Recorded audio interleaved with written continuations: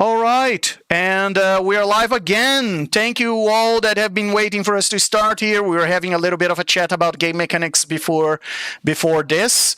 It's a bit too boring for our audience, so we decided to do this off screen. But of course, you're very much welcome in this stream, and thanks for watching. Thanks for waiting for us to start. So, my cosmic adventurers, we are starting yet another episode of this God Tier Dungeons and Dragons 2024 campaign. So brace yourselves, because we are diving into the multiverse where demigods tangle with Eldritch Horrors, and this is a whole party of God tier demigods. Reality here is kind of just a suggestion. If you enjoy epic battles and some good laughs, so you are welcome to hit that subscribe button, because things are about to get very wonderfully weird as this campaign will progress further and further. Well, the premise, as you can imagine, about this campaign is that... and where is my sound for a second? Just hold that thought. Can you guys hear the sound? Can any of you there in the stream hear the sound? Not yet. Okay. Let's debug. Let's start with our first debugging.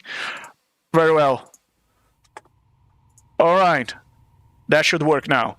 Okay, so the premise of this campaign is on the brink of chaos. The multiverse is on the brink of chaos. And there are Eldritch Horrors from the Far Realm that threaten to consume all of existence. In fact, the Far Realm, as of now, its hunger consumes the edges of the multiverse. As long as the creation of Ao, the supreme overgod of the multiverse, continues to grow, there shouldn't be a problem. But there's a kind of dynamic equilibrium there, where if you feed the Far Realm too much and it starts to you increase its hunger and starts to consume more, and now you have to maintain, you have a higher maintenance cost for the Far Realm. You feed it too little and it starts to eat more and more of your shores and the edges of the multiverse, and start to invade more and more towards the center of the multiverse.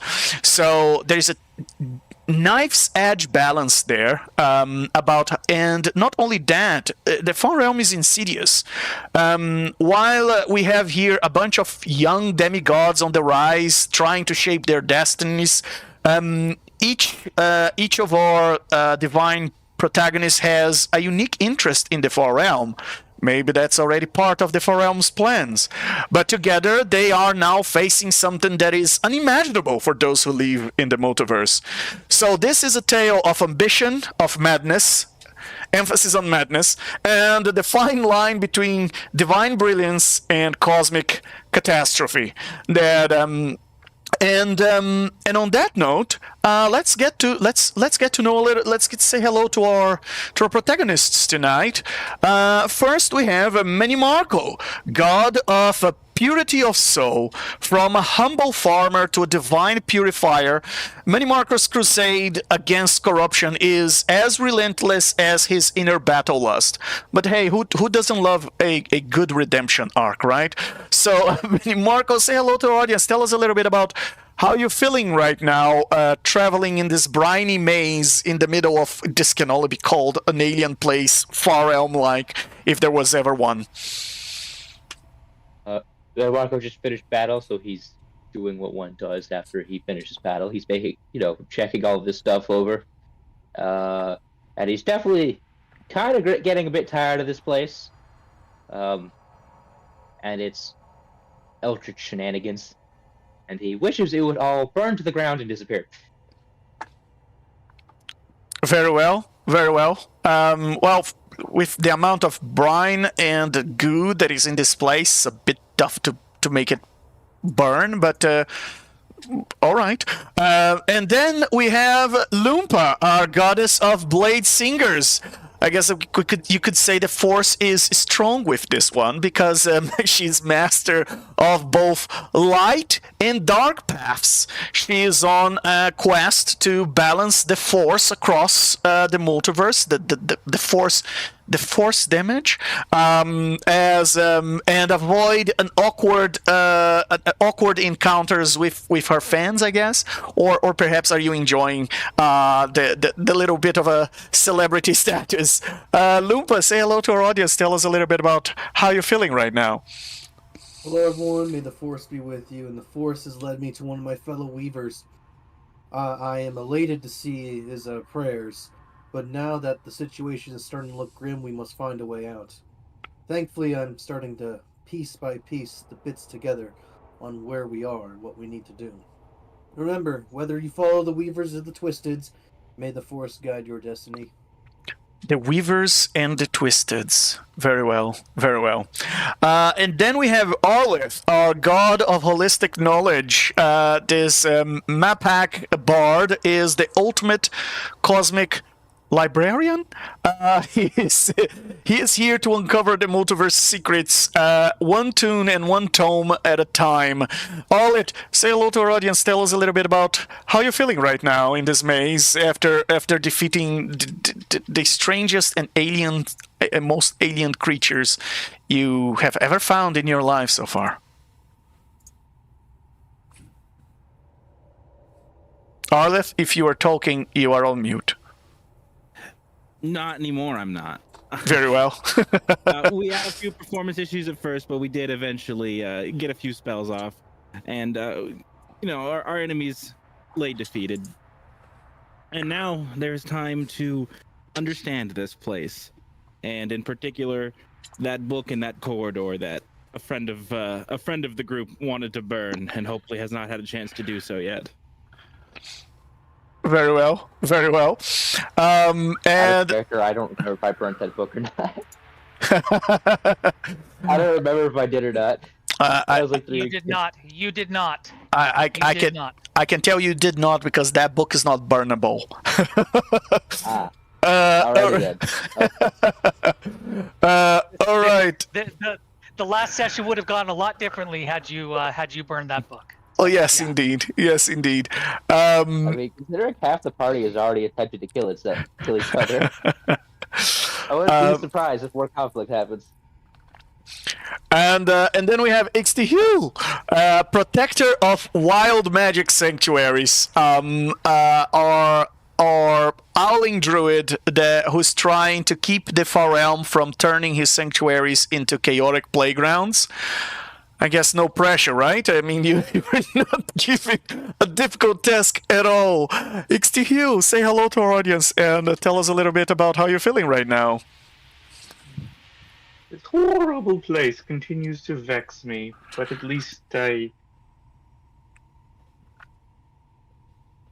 have once again found my companion. That is all. That is good. That is indeed good news. Then we have, last but not least, Arathis, god of harmonic flow, from ice cold monk to a flowing force of balance. Arathis channels the calm amidst this chaos. Unless, of course, you mess with his zen, then you might get bonked into a fast sleep. Arathis, say hello to our audience. Tell us a little bit about how you're feeling right now. How's your flow? Well, my flow seems to be a bit off at the moment, but we're still trying to find how the flow is in the interaction with this other group, this group of fellow demigods. So my alignments don't necessarily match up with a few of them, but we will see how it goes.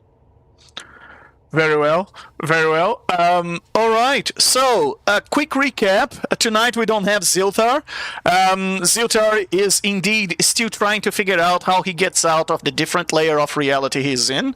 So hopefully by next session he's feeling better and he joins us. All right, so last time our demigods were venturing, they decided to venture into a rift, into this, and they found themselves into this brain-like maze where the walls are made of gray matter, the thing seems to be alive, And they started to discover, after a few trial and errors or a few experiments, that teleportation in this place led them to a random layer of reality. Yes, it seems that in the multiverse, in the far realm, there are multiple layers of reality superimposed on each other. Some say there are infinite layers of reality. So it turns out that when you use teleportation, it seems that you ends up in a random one. But who doesn't love a multiversal game of hide and seek, right? What else happened in the last session? XTHU tried to wrangle the chaos, but ended up in a not so friendly bro fight with Ziltar, which escalated faster than I guess you can say cosmic sibling rivalry. It was a real fast escalation, and then XTHU teleported away and ended up meeting back the party in the layer where they were. Lumpa, on another side of the dungeon, stumbled upon a strange wizard who turned out to be her most fanatical follower, or the one, or it is now, proclaiming that she will be the next Mistra. No pressure, Lumpa. And and the party realized they started to realize that they are in this maze of overlapping realities where when you are in one of the top layers, I guess there's some sort of hierarchy to it, you can see all the layers that are lower layers in the lower levels of hierarchy from the layer of reality you are. But if you are in those lower layers, you are blind to the upper ones. You don't see the creatures that are on the upper ones. And if you are in different layers of reality, you can't hear each other. And just like that, they were stuck in the world's weirdest game of interdimensional tag, I guess, as they try to figure out how they get back to the same layer as the others are. Now they have to navigate this alien landscape, which I guess you could say they're probably in the shores of the Far Realm or in the shallows of the Far Realm. Figure out the rules and the mechanics and the physics, if that even makes sense here, of this bizarre brain maze, and hopefully find their way back to the same layer of reality altogether before things get any more mind-bending.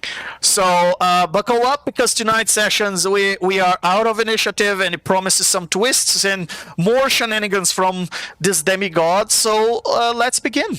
Let me bring you guys back to where we left off last time, when we finally completed that combat with that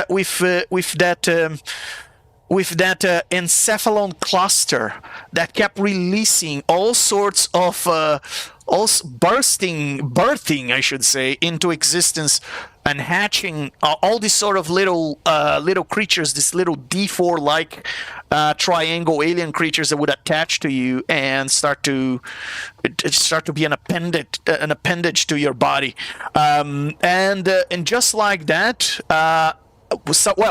You guys defeated most of them. Aratis may have just put some of them to sleep instead. As you can see, there's a lot of them that are unconscious rather than completely obliterated.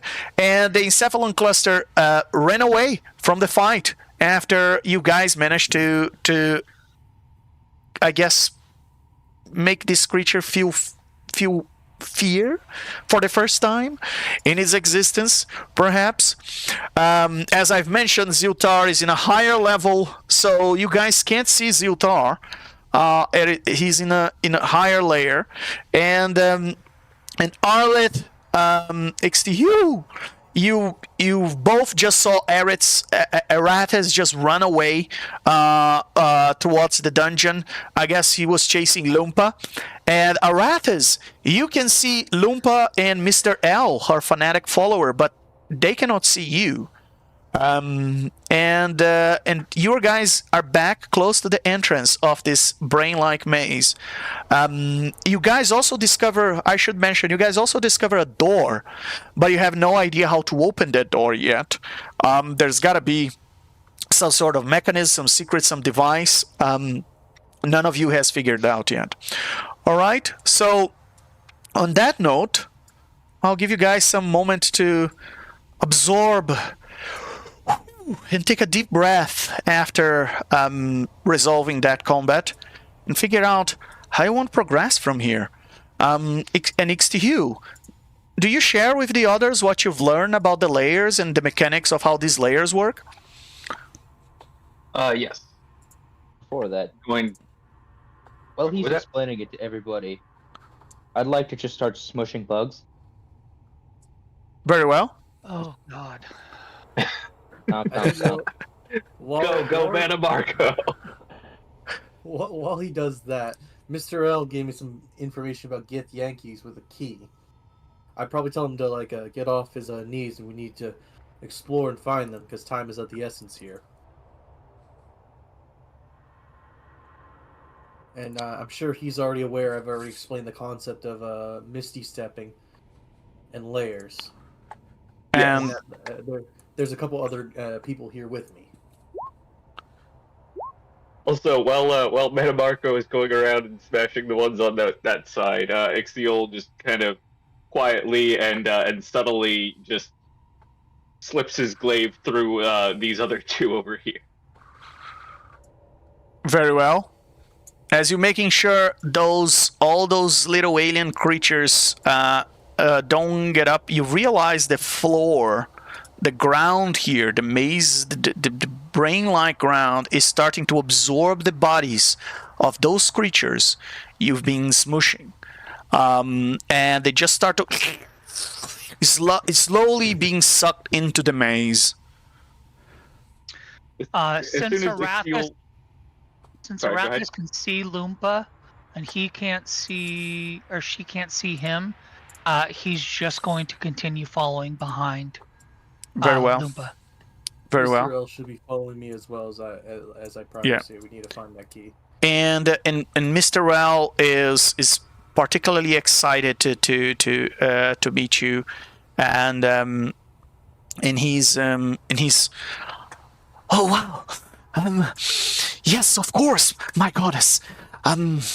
What should we do? Do you want me to misstep several times? Well, be careful, because every time we misty step, we may not be together.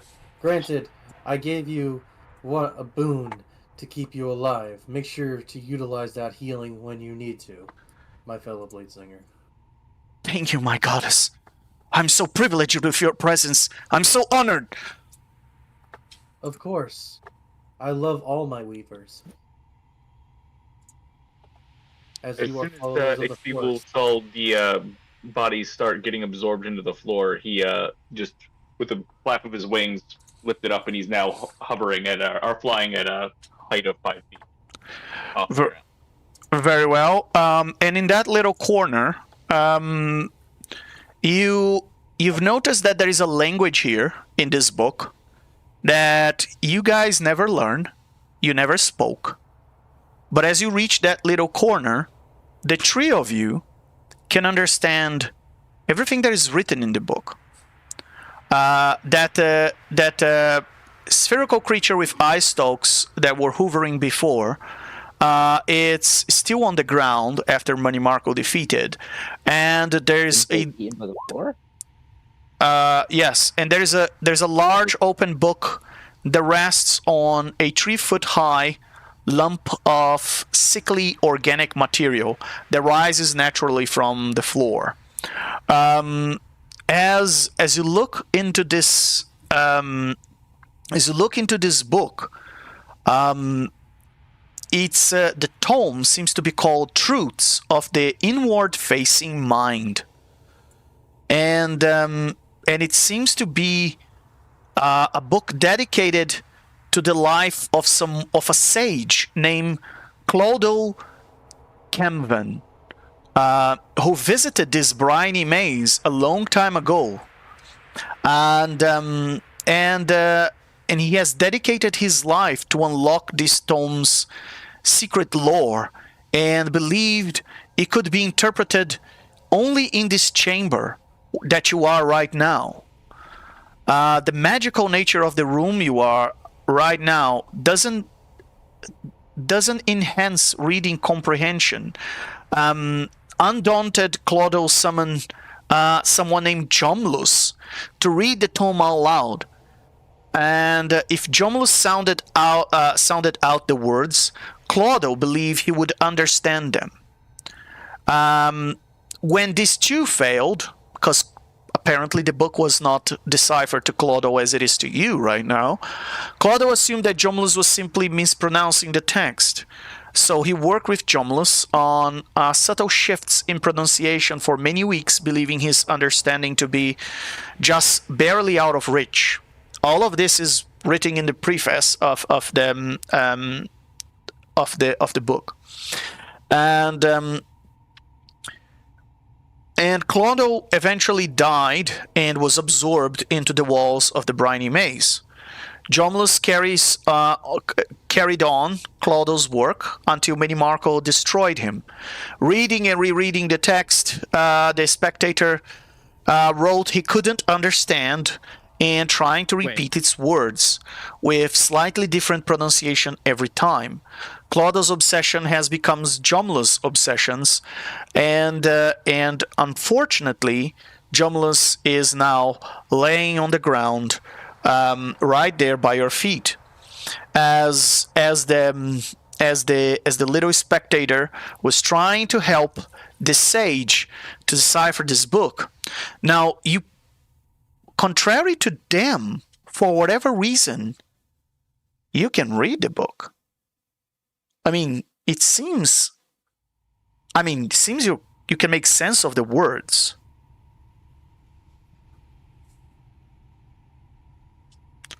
Well, what did it say? All right. How long do you want to spend reading the book? Oh, goodness.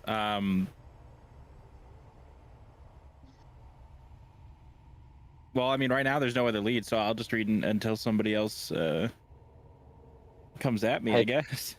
I'm pretty sure I came back here to destroy said book that I failed to, or didn't have time to destroy the first time. Yes. You're gonna have to stop him from just like smiting the book.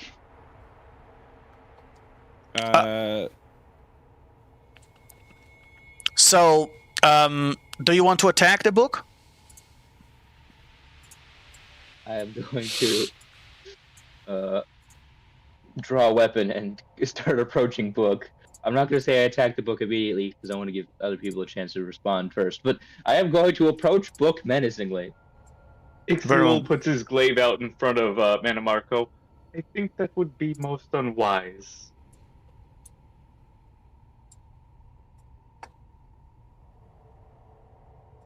And I think it is a cursed, warped, and twisted book that should be destroyed, and we should spend our time finding a way out of here instead of wasting time reading, obviously, evil books. Perhaps the book contains a way out of here. And perhaps reading it will drive you mad. Maybe Or you perhaps mad. it has a great stew recipe. Both are possible. Either is worth the risk. Gaining understanding is always key to escaping these situations. So, as you start to, how long do you want to spend reading the book first, Arleth? And anyone else is reading the book? Nah, he threw his arms up, walked away. I'll give it 10 minutes for now. I'm gonna let Arleth have at. Well, what's the worst that could happen? Page 35 is a real killer. It's a real page turner, huh? I'm gonna fly a few steps back and just make sure that Minimarco doesn't double back. Assault. Oh, did the body get absorbed now? And you gotta roll. You gotta roll an intelligence check for me. Intelligence save. For me. And Ixtiel, you're reading the book as well? No. He's taking a step back. Just make sure that nothing like attacks Arleth while he's reading the book. And you guys notice that the body of the spectator that was just there on the ground is now being almost fully absorbed by the walls. And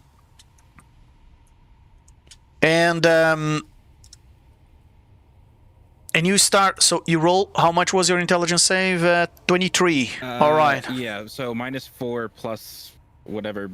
I guess +2 from XQ. Is anybody else near enough? Yeah, Money Marco is real enough. So -4 So plus 20. 4 is still a 23. All Yep. right.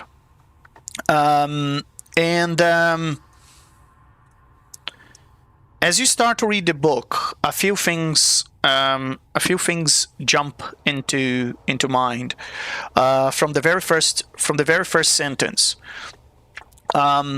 So it seems that the writer seems to believe, Claudel seems to believe, as he's not the writer, sorry, the commentator, the marginalia in the book that Claudel left writing on the side of the paragraphs seem to give you the impression that right now you are inside another creature's mind. And this place, according to Claudel, is created by that mind. Now, as you start to read the book, something happened to your mind, and XTU, you've noticed that Arleth is extremely focused on that reading. I mean, it's almost as if he's completely consumed by his inner thoughts as he's reading it. And Arleth, you gain something called the blessing of the solipsistic mind. You gain access to esoteric truths from these ancient tomes or any other ancient tomes by focus deeply on your inner thoughts. You can take an action to focus your inner mind. This focus lasts for 1 hour. While your inner mind, and you are getting this focus now, while your inner mind is focused, you can't take reactions. For the duration, when you make an intelligence check, wisdom check, or intelligence saving throw like you just did, or a wisdom saving throw, you can roll a d8 and add the number roll to the ability check or saving throw. You regain the ability to focus your inner mind when you finish a long rest. So you can add this blessing to the notes in your character sheet as you feel that the book is talking to you.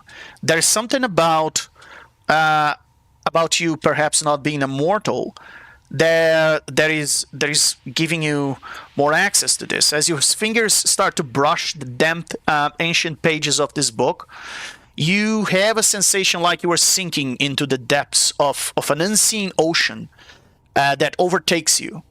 The ink just reads shifting between symbols, words and meanings start to exist only in a space between conscious thought and forgotten memory. The tome does not reveal knowledge, it extracts it, weaving your own thoughts into a briny labyrinth, treading your mind through corridors of understanding that should not exist. With each breath, the text reforms, reshaping itself into the questions you have not yet dared to ask. The deeper you focus, the more the book binds itself to your thoughts. Its pages pulsing like living tissue. You are not merely reading, you are becoming a passage within it.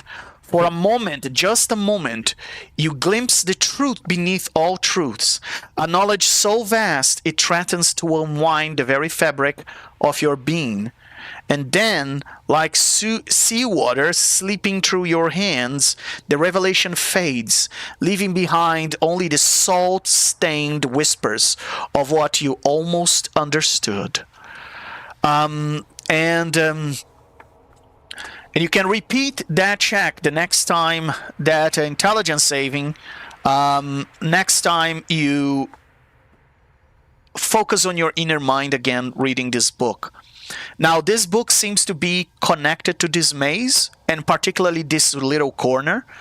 So Arleth, you're gonna. I mean, you can continue reading the book, but the very first thing you take out of the pages you're reading and the commentary of Claudel is that you are inside a massive creature's mind, and this whole place is not just a brain-like maze. It is, in fact, a brain, and it thinks, and it's alive.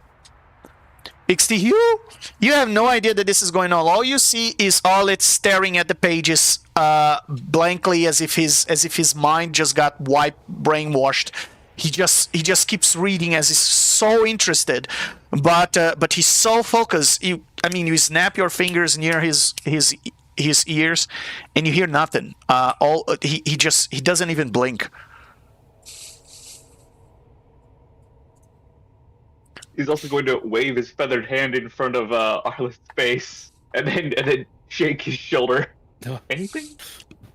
Nope. He's extremely focused, and you can see that in his mouth, he's mouthing something inaudible, but as if he's reading out loud whatever he's finding in the book. You can't really understand what he's saying, but it's almost as if he's reading the book and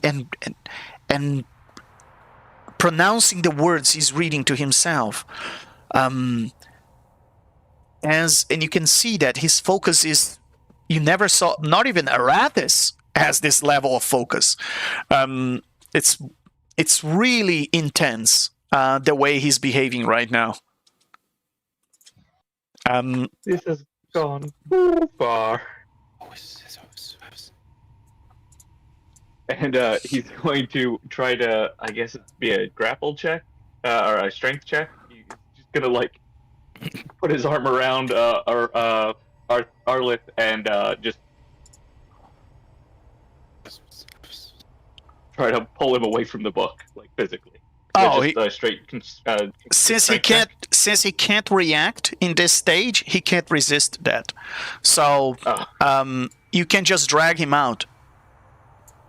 But as you do, nothing changed regards his attitude, except he sees strangely starts to walk back towards the book as he wants to continue reading. How long has it been? For you, an eternity. Okay. For XTU, maybe a minute. Is this one of those things?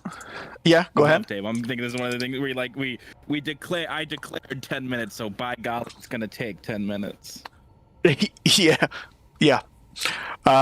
It's definitely gonna take 10 minutes, but to you, what you're experiencing right now it's infinite. The level of knowledge you were absorbing, the questions you were asking, it's almost as if your brain and the book are connected now, and you gotta roll a sanity save for me. So let's see, I have that pulled up right now because I was doing my notes. So 17 is my sanity score. So what would be the modifier there? +3. +3. Okay, so it's just a normal. 1d20 +3. Nice. Excellent. You do not lose a point of sanity. So far, you remain at the same level. On the other side of the dungeon, we have Lupa and Arathis. The two of you have no idea what's going on with the other half of the party. And Mr. L is being very protective as he follows you. You guys get to that corner where the 5 other friends of Mr. L are, and you've noticed that he looks to the ground as he does not want to see the partially absorbed bodies of his friends on the wall, and he heads towards the corner where you saw that great sword stabbed on an alien creature, being absorbed by a wall. This is Arathis' first time seeing the bodies, so can I make an investigation? Absolutely. I think I have here a glimpse of how the bodies look like. I can put it here for you. while you investigate, I'll comfort Mr. L, saying like they were good adventurers. Yeah, and that one. So Yeah, you can determine the bodies have been indeed consumed by the wall, and they're gone. And the only thing you've noticed is that they're using the same clothes as Mr. L, as the wizard that is going with Lumpa. Even though they can't see you and they don't seem to be hearing you, you've noticed that they have the same clothes, and he seems fairly depressed of passing through that corner. I mean, okay. Despite their differences, Lumpa, they were still friends.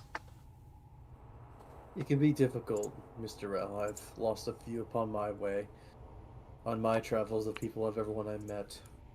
I'm sorry that fate could not have saved them, but be bold and be positive. Not because I am here, but because you can live on and cherish them. We will hold something dear for them after we get out of here. And he says, "It is an honor. It is an honor to be here with you. I cannot thank you enough for all you've been doing for me. I could not be more blessed." Remember, as our follow, there isn't death, there is the Force. We all return to the Force and we all created from it. Remember that, along with the other codes of the Weavers. So, Arath, you will see I'd like to look at the sword. Yeah. Yes, you will see that's how the wall looks like. I've put it in the chat.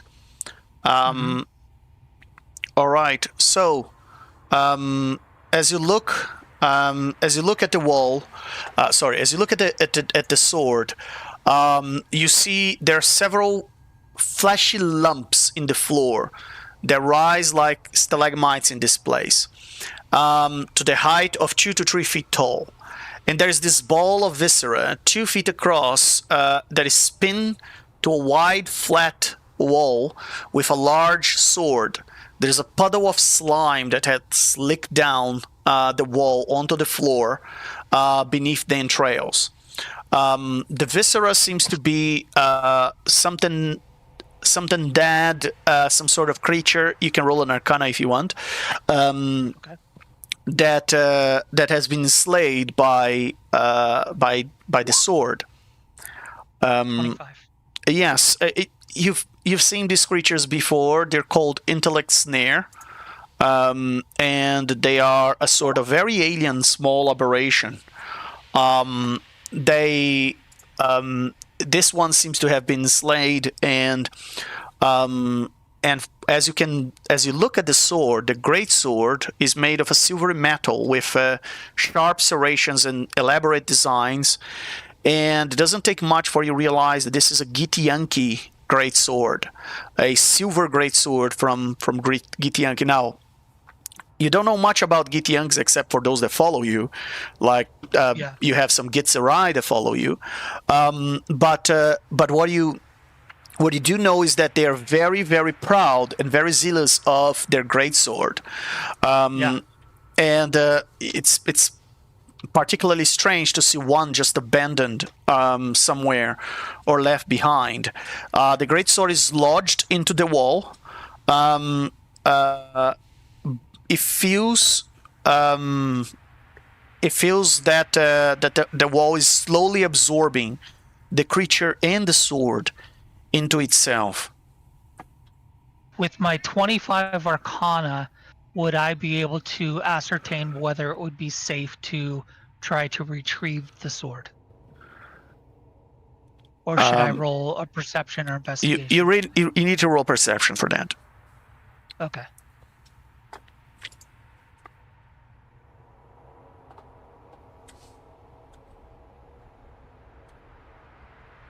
God, these rolls are taking forever to go over. 31. Very well.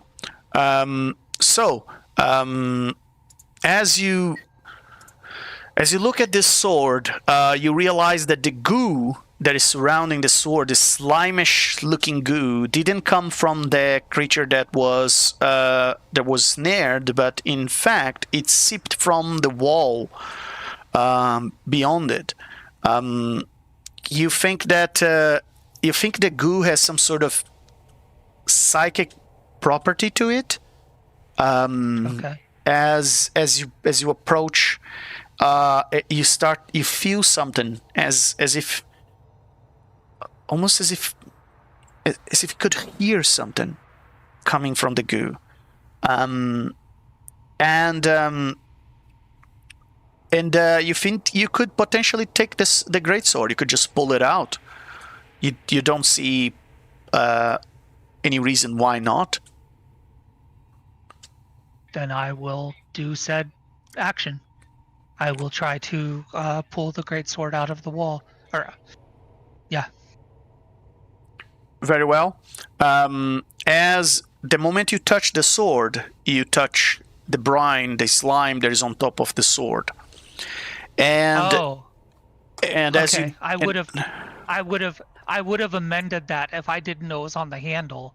I didn't realize that. I would have taken precautionary measures.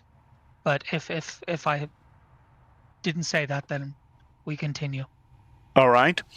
The moment you touched, a flash like a brain freeze, a flash that looks like a memory, comes rushing into your mind, and for a moment there, you are slightly dazzled by the image of something extremely alien, and that is an image you had seen before. Yeah, you showed this to us before. What Yes. was this again in reference to?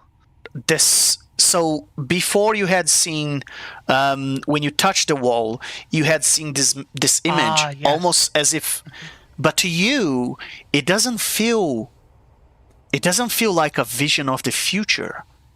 It feels like a memory. You see this creature briefly in front of you, and suddenly you find yourself, as you blink your eye, you find yourself holding the greatsword, and that image just left your mind. Okay. Do I put? Goodness. I'm trying not to pull from the information the other guys have. Can I try to make an intelligence check to figure out what's going on? What are you Or trying what to can I- deduce? Let me understand what you're trying to deduce. Well, I've now that this is a memory. Can I try and make a connection? Oh, it feels like a memory to what you, the yeah. memory says. Yeah. You can roll an investigation to try and deduce memory of what? Yeah, I guess that's what I'm. Because above the table, I want to make the assumption that this creature is what we are inside, but Arathis does not have that information. He does not know that. Yeah, you don't have that information, and No. that's I can't that's make not that- necessarily I can't the make answer. that connection. No. Yeah, I know. So roll an investigation. 19. All right. You think because the walls here have gray matter, they're made of living brain cells. You think this memory is coming from these brain cells. You think that you've may accidentally accessed the memories, or a glimpse. You may have a glimpse of something that the cells in this place remember more than anything. Okay. Interesting. Okay. I will allow others to take some turns. What do I label this greatsword as? Just a Githyanki greatsword? It's a silver greatsword. There should be an item in the game called that. Okay, great. Thank you. You can move on to someone else. All right. And Lumpa, you're heading with Mr. L towards the corner. What would you like to do there? Yes. Those flame skulls aren't there, correct? No, you destroyed him. Oh. Yes. Sorry. Forgot. Well, as I turn around to the corner right here, it says, "I haven't explored everywhere," and I'll say, "Make sure you proceed with caution, all right, Mr. L." As you reach that corner to the south there, Lumpa, you hear something particularly strange. You hear panpipes that play an eerie melody as you approach. It folds into the wall narrow. It folds in the wall narrow into a dim alcove, and it seems like there is this tune that just keeps playing on repeat over and over again. And you keep hearing. You said over here, right?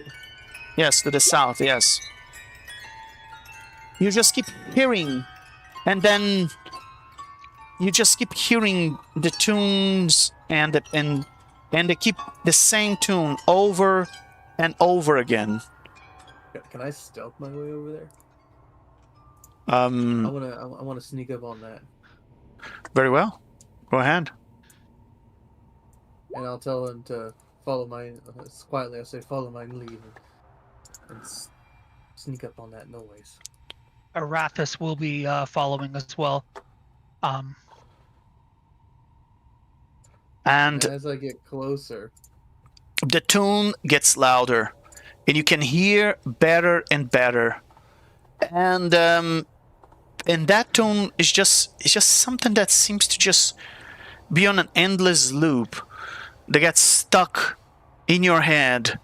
And you just, one of those songs that you want to forget, and you just keep playing in your head over and over. I mean, I can give you a little example. Something like this. I don't think so. No. I don't think so. No. It's never, ever, ever, ever, ever, ever gonna happen. I don't think so. No. Maybe someday you'll have it your way. Maybe someday it'll all work out. Until then, nope, definitely nope, probably never, ever, ever, ever, ever, ever gonna happen. Oh no. What a great song, actually. Yes, indeed. And it's going to get stuck in Lumpa's head, right? Goblin. Yes. And in Aratis' head and in Mr. L's head, all three of you, and enter that corner there. Even though we're on different planes, you can all hear the same song. Yes. Interesting. And as you hear that song, you find that strange. That's slightly amusing, but the problem is that song just keep playing on repeat in your head now. And Lumpa, that breaks your concentration. Oh no, my haste. Oh no. It's a good song, though. I don't think so. No. Come on, Mr. L. No, I don't think so. There's no one here. and Arathis, as Lumpa gets out of the place, you can see she's mouthing the song that is just playing in your head. Like happens sometimes, when you're thinking about a song and someone else starts to sing that song. Isn't that weird? Yes. So yeah, it just feels like that. And I'll start singing that song as I walk around the corner and go, I don't think so. Oh, hello there. And Lumpa, let me show you what's in there. As you reach that corner, you see a group of Githyanki. They seem to be holding fort here. There are 3 bedrolls. They're around a small chest. They're tucked inside this alcove. There are 2 metal rods, each about 2 feet long, that protrude from the wall at the rear of the alcove. The Githyanki sees you, and she seems a bit surprised from what she sees, and she asks, Wait, what the hell are you? Oh wait, they can actually hear me? I can actually hear that? Yeah, you can. Okay. It says, "Oh, hello. I don't mean to startle you. I am Loompa. I heard the prayers of one of my followers, and I came to help. Who may you three be?" Prayers from followers. We don't follow any Loompa. We haven't prayed Oh. for you. No. I found my follower, and I gesture Mr. L to come in. I found his voice, and I'm trying to assist him in getting a way out. Are you three lost as well, or tell me what brings you into this weird place? Isn't this guy the one that just passed running by us a few days ago? Yeah, I think it is. I think it is him. It's Mr. L then. Okay. He passed by. We tried to talk to him, but he doesn't seem to hear us. And now here he is. Well, So- and Wow. I'll explain. I'll explain Who that are you? later for a quick second. My name is Loompa. I'm the goddess of blade singing. I run a pantheon of many followers. I've been looking here into the far realm as I've seen it's becoming more of a problem. And to Wait. explain your Wait.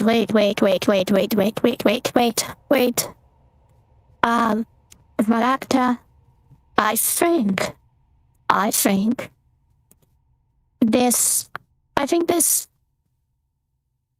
think this is a deity. Are you Lupa, the goddess of blade singing wizards? yes, in your physical presence.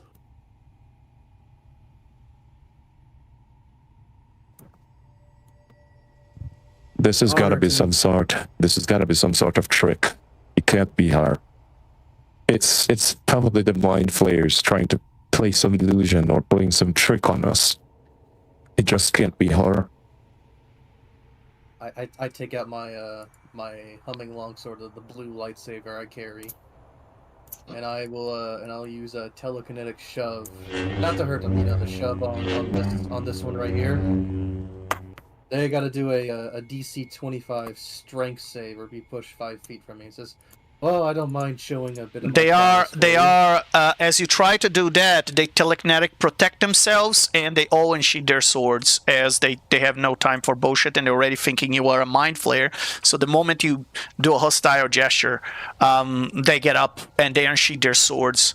And she says, There's only one way to know. If she's a demigoddess, then I guess, and if she's a good friend of our queen, and our queen sister, she is, then she will know that to say, she'll know how to defend herself. If proving my metal is what will get to your heads to prove who I am, then let us spar. And as my lightsaber glows blue. And I'll say to Mr. L, you have no please- lightsaber. Sorry, I mean, you're right. My sunblade, my blue sunblade. Your blue sunblade. Yeah, unfortunately, lightsabers don't exist in this universe. You're right. I'll tell Mr. L to back away, and it says, "Don't hurt the one behind me. I will be your I know. focus for you three." Before we get a call from Disney. At the, if I could interject just a moment, at the site of what appears to be conflict, Arathis will move forward. Can I move through Loompa? Is that correct? Yes, you can. All right, then I will move up here, to observe. Do I And see the no- Yankee? Yes, and no one seems to notice you. So, for as you enter the room, they don't seem to have noticed you. Okay, then I will just continue to observe. And it seems that they set up camp in this little corner, and they seem to be camping here. Who the hell camps here? So as the three of them get ready, well, you've learned that one of them name is Varakta, and that's the one you can see there. And they are looking at the three of you, and she says, All right, let's test. Two, because they can't see me. well, they are looking through you. They are looking in your direction. Okay. All right. Okay. As they're looking at all at the direction of all of you, the one in the middle, Oh, that seems that seems to be some sort of the most upfront one. She gets up and says, to be. All right, let's test the metal. Fuzzy, you stay behind, and I'll see what she's made of. Let's try. And I'll say to Mr. L, please don't intervene in this. Just stand by and watch as your deity. "But my goodness, I can put them behind a wall of force. I can do this battle for you. There's no reason for you to fight small rank git Yankees." No, do not see them as small. Let's test. Let's test. Mr. L, we are understanding of all races and all lives. Anyone can become a weaver. Besides, how can I be a leader and lead you if I can't show that I am one worth leading? I do appreciate your ambition, but here, take this as a lesson to review and watch how I may blade sing, so you may apply that to yours. Kianka, don't just killing everybody here. We don't know if they are mind flayers. They could be mind flayers. Yeah, that clearly was a mind flare trick to me. For all I can tell, we should take the both of them down. What is that you want? What is that you want from us? Isn't slaying your fellows enough? No, I'm looking for a way to proceed, and just correcting myself, Legend. Mr. L is the one that told me that the Git they're looking for have a key to this door, right? Yes. Mr. L says that the Git Yankee may know something about a key, but he learned this from one of his the members of his party. Okay, then here's how I'll say my answer. It says, I have come across a door made of a wall of flesh, as you see all around us, and my follower here has notified me that a group of Gith Yankee may have hints to how to unlock that door. Your information is what I'm seeking, and hopefully your partnership too, from after this encounter. And she draws her sword and she rushes towards you, shouting like a war cry as she rushes Towards you. Would I be able to blade song? You can try and parry. I will try to parry. I don't know if that'd be like an acrobatics. Oh, they Or an broke attack. something. An acrobatics or an attack. It would be an attack to parry. Okay, With her so sword. it's their attack roll. Yes, a versus mine. resisted thing. I will use a luck point just to give myself advantage. So there's no way I'm gonna not win it that easily. Very well. And Which thankfully I did get advantage because one of those were a 1. So 34. very well. And she strikes your sword, and she tries twice, and you parry twice, and you can see her. You can see that she's impressed. How? That's not possible. It's like she could read my mind. Try again. And roll again your parry. Alright.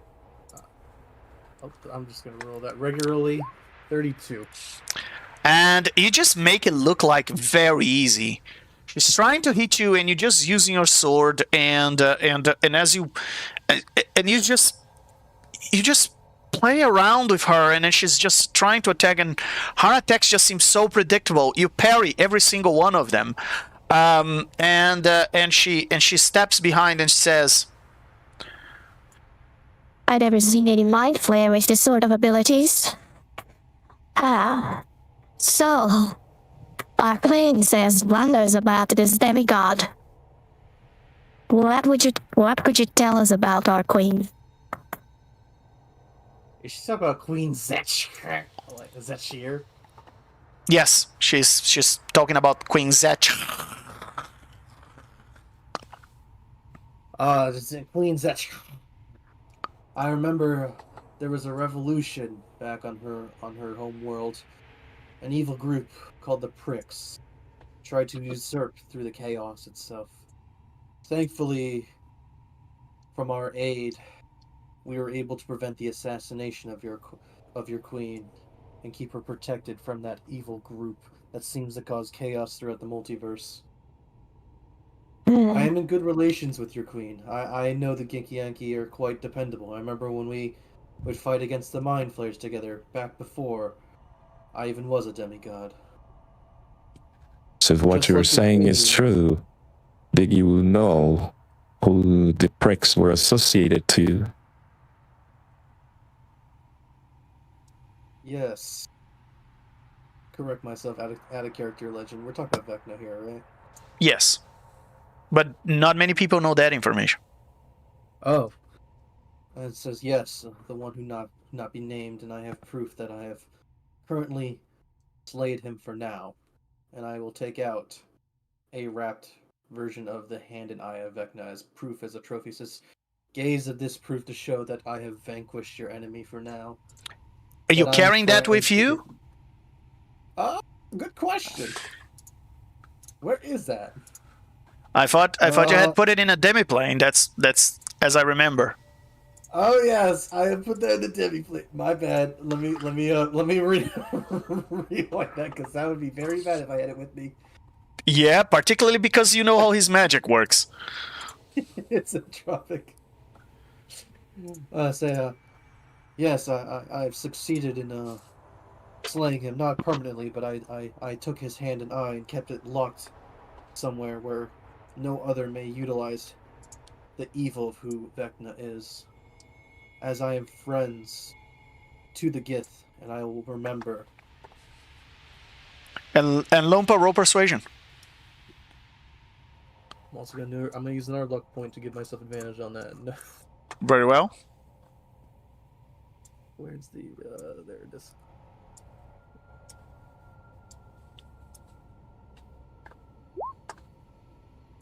$20. And Lumpa, as you say all this to them, Varakta, which seems to be their leader, bends the knee and says, It is an honor to be in your presence. I'm sorry for the bad introductions. I am Varakta. I am captain of this Shuffle division. Our unit was stronger and bigger when we joined this fight, and we came to this plane to find and defeat the Mind Flayers. And we've been camping here and trying to find a way forward. Either we will find them, or we will find a way out of this place, or we'll die fighting. I must say, we fought many things here. There's a brain monster, a hulking brain-shaped creature that roams the area to the other side of this briny maze, and just past some dead durgars and spider webs. And this whole place is like a maze. And the maze is not creeps, and the walls and directions here don't seem to make too much sense. There is a musician ahead, that is muttering about a trio of mind flayers who have recently traveled through here with several human prisoners. I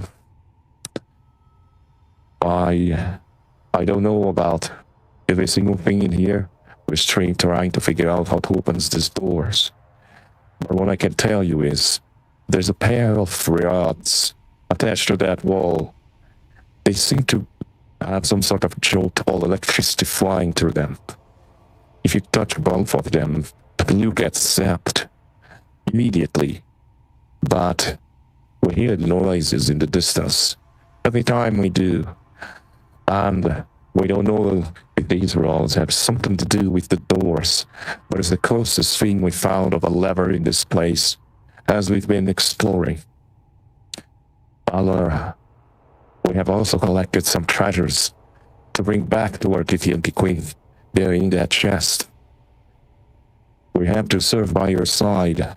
It will be an honor if you lead us. And I'll do a courtesy bow and I'll say, yes, yes.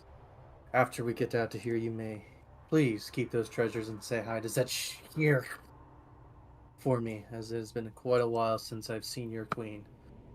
Also, yes, the description of our queen about you are exact. She says you never managed to pronounce her name properly. I still try my best. I wish I was a native of your tongue, but I can keep trying. That I won't stop learning. Very well. Very well. One thing you must know before we proceed. I did not come alone here. I've learned by misty stepping or by teleport, I seem to change into a different layer, where I may be able to pass through you and you may not hear me. It seems there are different layers here, and within those, there are other demigods who have came with me, of different pantheons, but they are here to help. Do not More be surprised. gods. Is this wizard one of the gods? No. And I looked to my follower. I said, one day I hope he'll grow in massive power like my champion Yoga. But he follows me. But the others are their own demigods. And I'll say their names out loud, like Arathis, Metamarco, Ixtihu, and Arlith. Arlith, you know Arlith. Also a friend to Queen Zechir. Oh yes, we heard of that god of holistic knowledge. Marakta, that might explain why you couldn't find your sword. You've astral stepped after slaying that creature. We might be in a different layer. If what Nova is saying is correct. That's how I got separated from my traveling companions. I've been looking for my sword. I've been dishonored, and as I lost my sword in battle, I thought this was a great setback for us. I lost my silver sword, my commander's sword, that had been blessed by my queen. If please, you can... I can't hear any of this, correct? I can only see. That is correct. Right. You can roll. You can roll. However, do you speak Gith? No. So you can't read their lips. Yeah. So I love we can't see you as you're holding a sword. We can't see that. Yeah, I literally just pulled it out of the wall. and he's like, Please, if you find my sword, it will be a great honor to have you blessing it. I will, as you are allied to the Githyanki, will do our best in the name of our queen to destroy these mind flayers and these fanatic mind flayers that are hiding here. And we'd like to, it's a trail of them. And we're looking to find them. We just have to figure out how to progress in this maze. There's gotta be a way forward. Well, I had a question about those rods. I know you said if I hold on to them both, they'll shock me. What if two people hold on to one each? We tried that. They don't zap you. But but we also don't hear any noise. When the same person touches both rods, then they zap you really bad. I mean, I was unconscious for a good part of an hour after I touched both of them. And it's, but my companions here says that they heard this noise, this massive noise, and the moment I flew away, out of the ship, and I was pushed away from the well.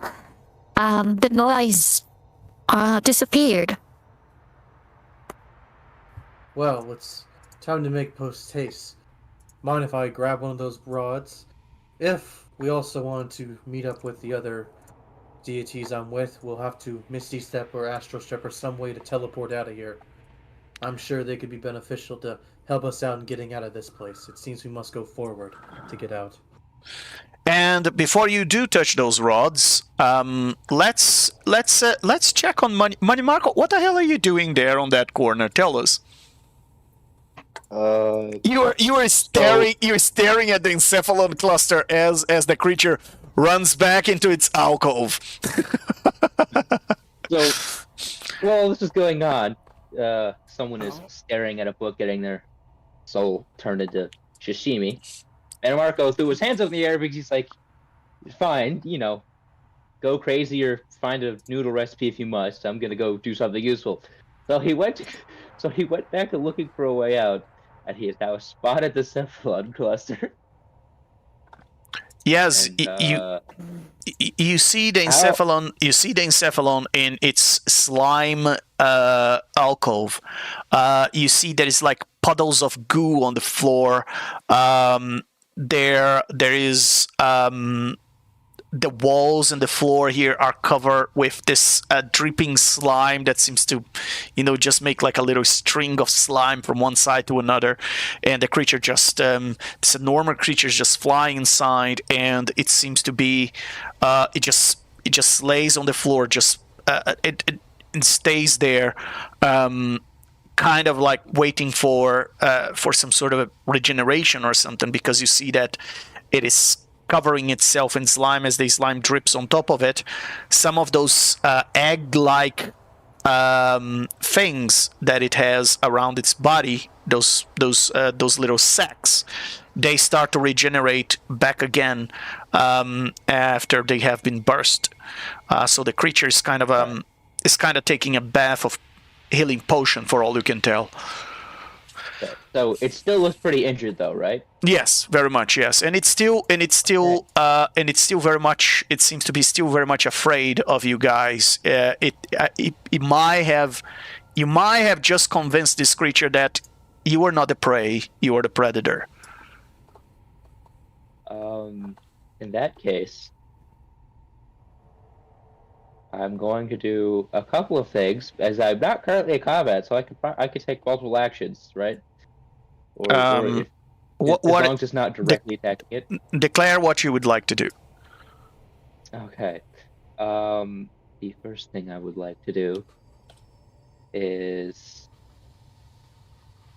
to where is it? What's the actual thing called? That I'm going to throw my my javelin at it, but I have, was it a feat or a boon or whatever that just gives a bonus to ranged attacks. I just have to figure out what it was called. What's it? It's over here. And while you're thinking about what you want to do, Mini Marco, XTU, Arleth seems to get out of his trance, and Arleth, you look back at XTU, and it's like, the first question is, your mind is, how many months have passed? And XTU, it's been 10 minutes. This book unlocked a whole new way of thinking.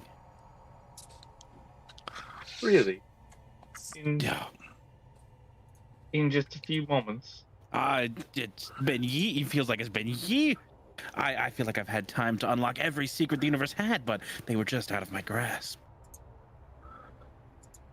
It has not been so long. Well, you know what they say about a good book. We should probably get moving. We should probably get you away from this tome. No.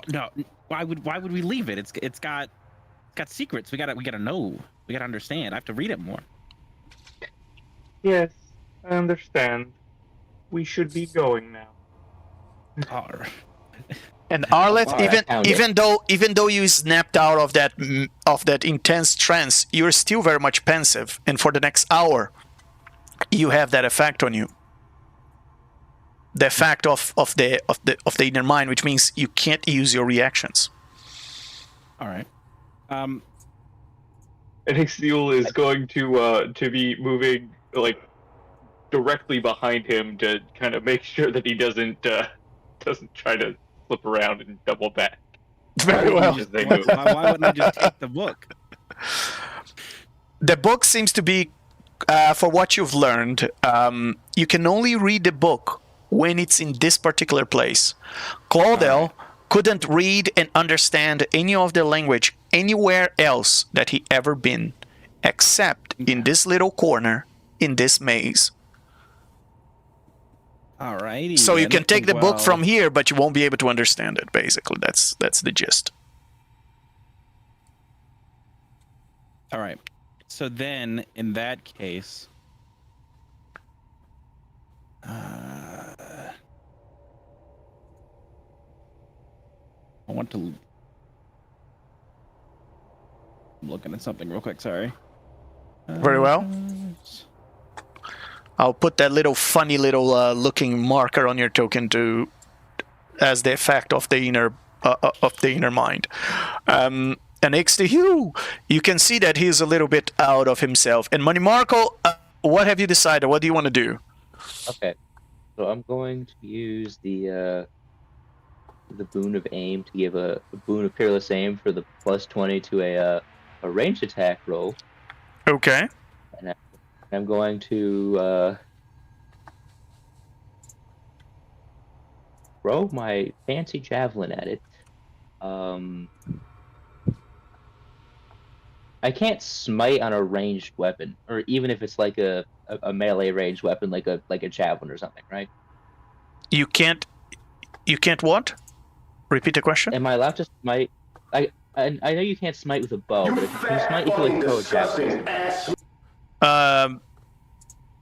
You can't cast a spell on a javelin. Yes, it's a bonus action. It's 2024 rules. So yeah. You brandish a weapon with your smite. If it's said in the description of the spell that you brandish a weapon and doesn't specify that it's a melee weapon, you can use it. Yes. So what is the smite that you want to use? I gotta go check if 2024's like just regular divine smite specifically says melee. Then. So regular divine smite spell. It says the target. So I'm going to put here for the audience. It says the target takes an extra 2d8 radiant damage from the attack. The the damage increase 1d8 if the target is a fiend or an undead, and that's it. It's a bonus action which you take immediately after hitting a target with a melee weapon or an unarmed strike. So it says that in the casting. For whatever reason. If you look at the javelin. It calls itself a melee weapon. It says attack type melee. Yeah, but it is not a melee attack. So it's because it's a melee weapon with a because a throwing weapon. Yes, but you could use a dart as a melee weapon or as a thrown property. So yeah, the way I interpret your hand needs to be connected to the weapon in order for that power to flow into the weapon, and you give radiant damage. But there might be other smites, other types of smites there that allow you to just brandish a weapon. But I believe if they are being coherent with all these smite spells and they are putting that casting, that restriction in the casting of how you use the bonus action, then that's probably going to be true across the board. But If you find one with a different wording, just let me know. Okay. I Yeah. guess I'm just going to sprint up and melee attack it then, because I Okay. can't smite with it. Okay, so you want to attack the creature. Well, I am still gonna smite it, but I have to use a melee weapon to smite it. Very well. Go ahead and charge and attack. Alright. Eat. Okay, I put him here. As you rush through and you enter that is very slime alcove, please roll a dex save for me. Oops, let me refocus the camera. As you just do like rush that. through and you're trying to enter that slime alcove, the floor is very slippery, so the first thing you gotta do is a dex save. 16. Very well. You slide through, you pass through the creature, and you hit the wall with your face. And you take 1d6 points of bludgeoning damage right on your nose. Don't worry, it's not going to hurt you very much, but you realize the creature is immaterial. Just like your friends that used to pass through you the last time you saw them. The slime is real. You just slide on it, and you just pass through the creature holding your javelin and or your mace, and you try to hit the creature, and you just hit the wall instead. And then when you try to touch the creature is right behind you, the creature is immaterial. Your hands just pass through it. You can see it, but you can't touch it. Huh. I guess I'm going to experiment with attacking the thing. Maybe there's some types of attack that works with the layers. What do you want to try? Do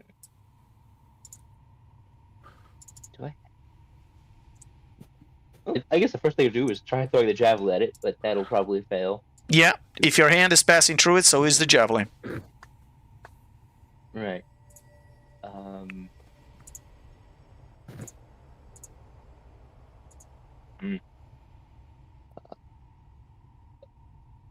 I guess I don't really have anything other than like I could attempt to teleport to it, but that might take a while.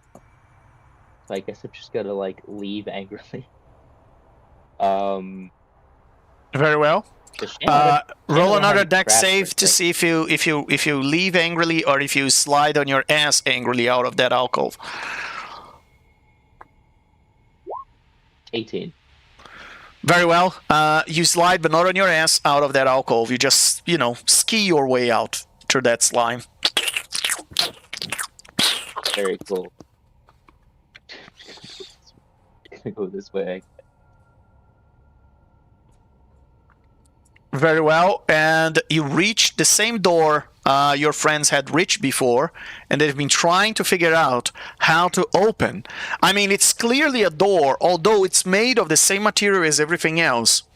In this place, however, you see there are a lot of remains of creatures here that seem to have been consumed. And there are bones in the corner, and there are pieces, you can see some of these pieces have been partially consumed by the wall or being tugged into the materials that make the ground here in the wall.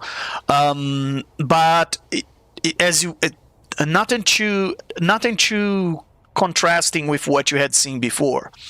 And as you stare at this door, there's no obvious mechanism to open it. All you see is a door shape, a doorway, framing what seems to be a door that is made of the same material. Right. Just like attempt to like cut my way through the door? Sure.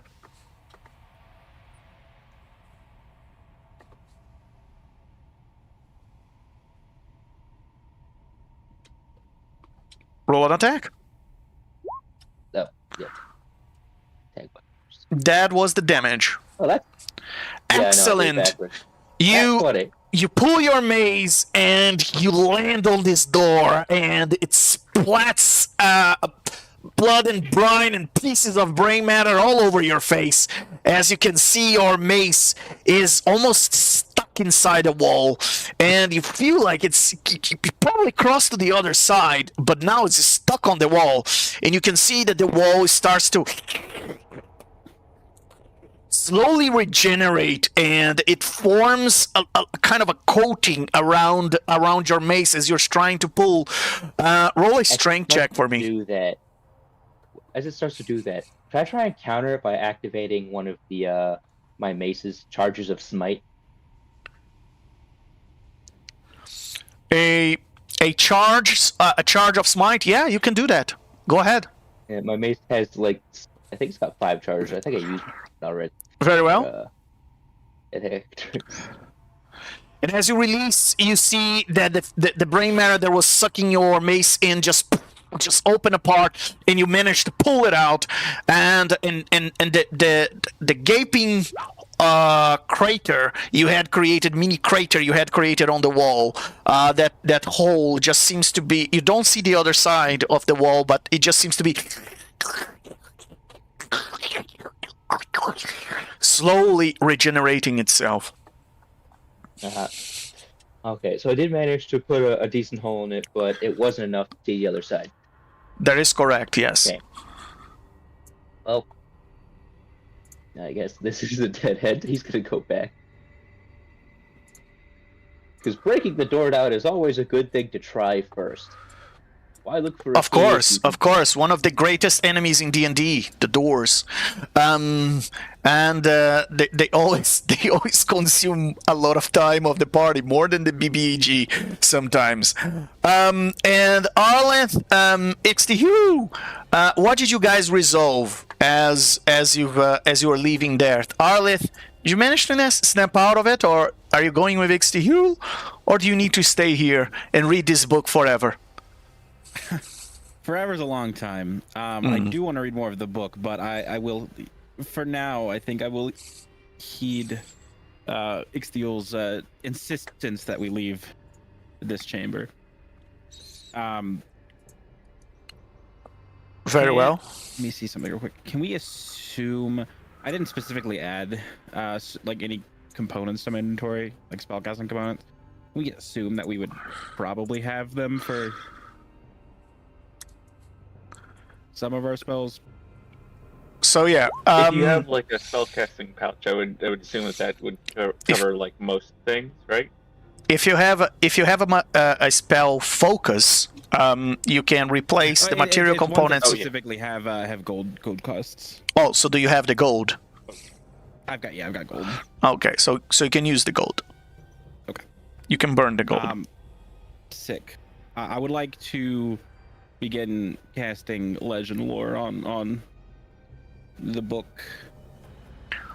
All right. Go ahead. Okay. I will click the spell blurb for you. I mean, you learned a lot about this book already, but legend lore might indeed give you a little bit more of insight. Roll a d20. Alrighty. Flat d20. 14. The spell doesn't work. Like Yikes, many times that happens in this place, the moment you cast it, it just fizzles out. You still burn the spell slot. It's so frustrating. It's fine. I could do this again later, I guess, when we're not in the anti-magic room. Or brain. It's not anti-magic. If it was anti-magic, you wouldn't have seen the energy of the spell fizzling out. There wouldn't be any energy. The spell wouldn't even consume your... Well, yeah, it wouldn't even consume your spell slot because you wouldn't be able to cast it. In here, you cast it, but the spell failed.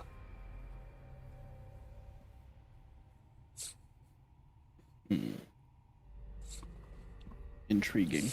All right. I'll begin walking out of the room, and we'll see if we can... Very well. And Manimarco, as you arrive at that room, you see Arathis and you see Lumpa, Mr. L, and a trio of Githyanki that seems to be bending the knee to Lumpa, as Lumpa seems to be gathering followers here, I guess, or allies. And as now she has 4 people around her. Arathis, you and Arathis can't hear what they're talking about. Lumpa seems to be describing something to the other 2. Arleth, Xthu, as you pass by, you see the encephalon cluster on the corner, but it doesn't seem to be doing anything. It just seems to be just almost hibernating there. As you head towards the Xthu, the door that you hit as a mammoth, and that.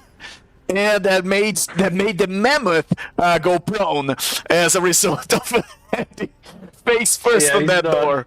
He's not real eager to revisit that. So as he sees that Arleth is continuing on, he's gonna break off and go and he's gonna poke the encephalon cluster with his glaive to see if he's on the same plane. As you enter that room, roll a dex save for me. Oh no. My handler has left me alone. You see the slime and you realize this is very slippery, so you go carefully and you attempt to poke the creature, but your glaive just passes through as if the creature was completely material.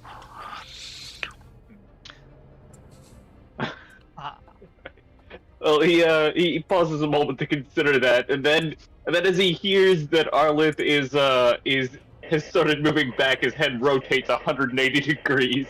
He lifts off the ground with his wings, and he flies back to go and wrangle Arleth again. Very well. I got turned around. It's these hallways are. Yeah, And they are very confusing. and just like that, you guys realize that encephalon cluster must be in a different layer the one you were in. I mean, Xthu, you had a little bit of an experience now and a lot of testing to come up with a whole theory about how this place works, and explain to the party. So I assume right now you figure out that the encephalon cluster is not reacting because it's not in the same layer, and you can still slightly see the piercing wounds that your tusks as a mammoth left on that door, that is still slowly regenerating. And now there's a new hole there, as many markers just flew by you guys, just ran by you guys, crossed to all the other side of the dungeon while you were figuring this out. He does have a lot of movement. He is really fast. Mm. I'm really I've got 20 feet right now. Legend, may I ask 2 questions? And he's still Yes. flying currently, right? I thought. Well, he just probably ran out of flying recently. Yeah, you ran out of flying. Yes, Arathis, what would you like to ask? Okay. So, although I could not speak, I can't speak Githyanki. Lumpa did tell them the theory about being on different planes via teleporting and things like that. Can I roll a perception, to see if I was able to pick that up via lip reading? Yes, you can. Because Arathis still doesn't know that bit of information. Very well. Roll lip reading. Roll an insight, I guess. Or perception? Oh, insight. Oh, God. Either insight or give me investigation, insight. whichever you prefer. I will gladly take insight. Look at my modifier. Oh, God! That was a 20 with a nat 1. Are you kidding me right now? You heard me say. Well, a nat 1 is a nat 1, so... A nat 1 is a nat 1, but I have a plus 20 on that. Oh gosh. You That have was- no that was idea. crazy. It seems that Lumpa is Oh. not fluent in Githyanki, and she was indeed speaking common, but her mouth was not turned towards you. Oh my And gosh. the others, she might understand Gith because it seems that they were speaking Gith with her. Either that or a language you don't understand, but you assume it's Gith because, well, why wouldn't you? Yeah. But yes, they might be speaking with her in a language you don't understand, and you're trying to lip read, but yeah, you couldn't get from either side, unfortunately. Okay. All right. Then my follow-up question is irrelevant. So that's all I needed, was to know if I could read the lips. Real quick, above the table, Arlith, where are you going? I was going to the rest of the group, I thought. Did I miss a tunnel somewhere? No, you're heading towards the same direction Marco ran, and Lumpa ran, and Arathis ran. And Oh, that I'm sorry. I thought everybody went the other way. I thought they had found a way through the door. My Uh, bad. no, they I didn't lost pass track through of the what was door. going on. They've Okay, never mind. they went to the other side, and now they're exploring the other side of the dungeon, because this side they just ran into a dead end with that door. No one knows how to open. We're in the other brain hemisphere. Yes, Yeah. you are. Gotcha. All right. They are on the other bad. brain hemisphere, in the musical side. Apparently, where there is that annoying song that is stuck on everybody's head. So let me fast forward the two of you. Where's XTU? Where did you go? Is Manny Marco on the He's same right there behind Arlith. plane as Arathis currently, or are we on different? Where is XTU? Yes, XTU. He was right behind where Arlith just was, before he disappeared. He just And Marco's on the original plane, so anybody who has not moved off the original plane is Okay, is on the I can same see plane him now. Marco, All right? right. Yes. Is- So, let me put this way. Lumpa is the only one that is in the same layer as the Githyanki. Everybody else is in the same layer as Arathis. So Lumpa is Okay. talking to the NPCs. NPCs are in let's call it layer 2, while you Yeah. guys are in layer 1. Okay. Okay, so immediately when I see Arlith and Ixtahul, I will relay the information that I have seen, but not what I have heard. Okay. So I will tell them it appears that they tried to challenge against Lumpa, but they were unsuccessful, and then immediately took a knee to Lumpa. It's quite interesting. I unfortunately I don't speak Githyanki, so I can't really understand what they're saying. But this appears to be interaction, peaceful interaction. And then he turns around and he goes, however, with Manny Marco around, I can't ensure that things will remain peaceful much longer. I have a question about that, Arathis. No offense, Manny Marco, as you hold this, as you hear this from the top of the roll there. Would that change your perception on Lumpa a little bit, Arathis, seeing how I handled conflict? Because I know, given that Well, you're the so god above the table, or so Arathis has an interesting relationship with Lumpa. I am fully on board with the Weaver Weaver. side of your followers and your domain and your edicts, but I am definitely opposed to the other side. So that's why I've been following you. Is I have this interesting relationship where I agree but disagree with you. So as I am the god of harmonic flow, which is establishing balance, it's an interesting viewpoint because you are the epitome of balance to me. Does that make Fair. sense? I am black and white rather than in the middle. So you are the epitome of balance. However, I can't fully support you because of the dark side of your belief system. All right, that's fair. I just wanted to understand like how you feel every time I do my dark side and how I do my So- light side. Well, every time no, handle I stuff. actually had I because all you did was parry, you actually like earned not that you can earn me as a follower, but you actually earned like respect from my viewpoint because you did not attack, you merely defended yourself. All right, gotcha. I know no one else Yes. was watching, so I just only wanted to ask that specifically. Nope, that's 100%. That's why I didn't intervene, even though I can't. That's why I didn't attempt to intervene because all you did was just riposte. You did not attack. It's like a rat is like Lumpa has dual personality, and when she's in her good side, you were okay with her, but when she changes, that's Exactly. She's like my ex. She's like my ex. Yeah. Oh boy. All right. Can I take one of the rods, not both of them? You can you can. What do you want to do? Do you want to touch one, or you want to touch both? You want to pull them? What do you want? What are you trying to do? Well, I'll ask Varakta. Can you move these rods? Or are they stuck here? And Varakta Place.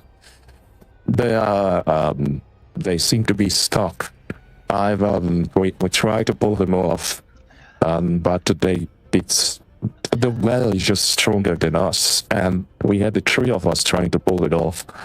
It was nearly impossible. Can I arcana this metal to understand its properties? Like its electricity? They're kind of like they're like conductors. So the right check here is not Arcana, it's investigation, because there is no Arcana check that will give you the knowledge of what this rod is. Okay. Investigation. Are the levels are the rods visible as well on my? If the rods are visible, yes, they are. They are visible to all of you. You can see everything that is in Lumpa's lair and the Githyanki, but they don't seem to see you, and you guys can just pass your hands through them, and they don't seem to see you. It's almost as if you're looking at a very well crafted hologram or illusion of what they are doing. They have no idea that you're there.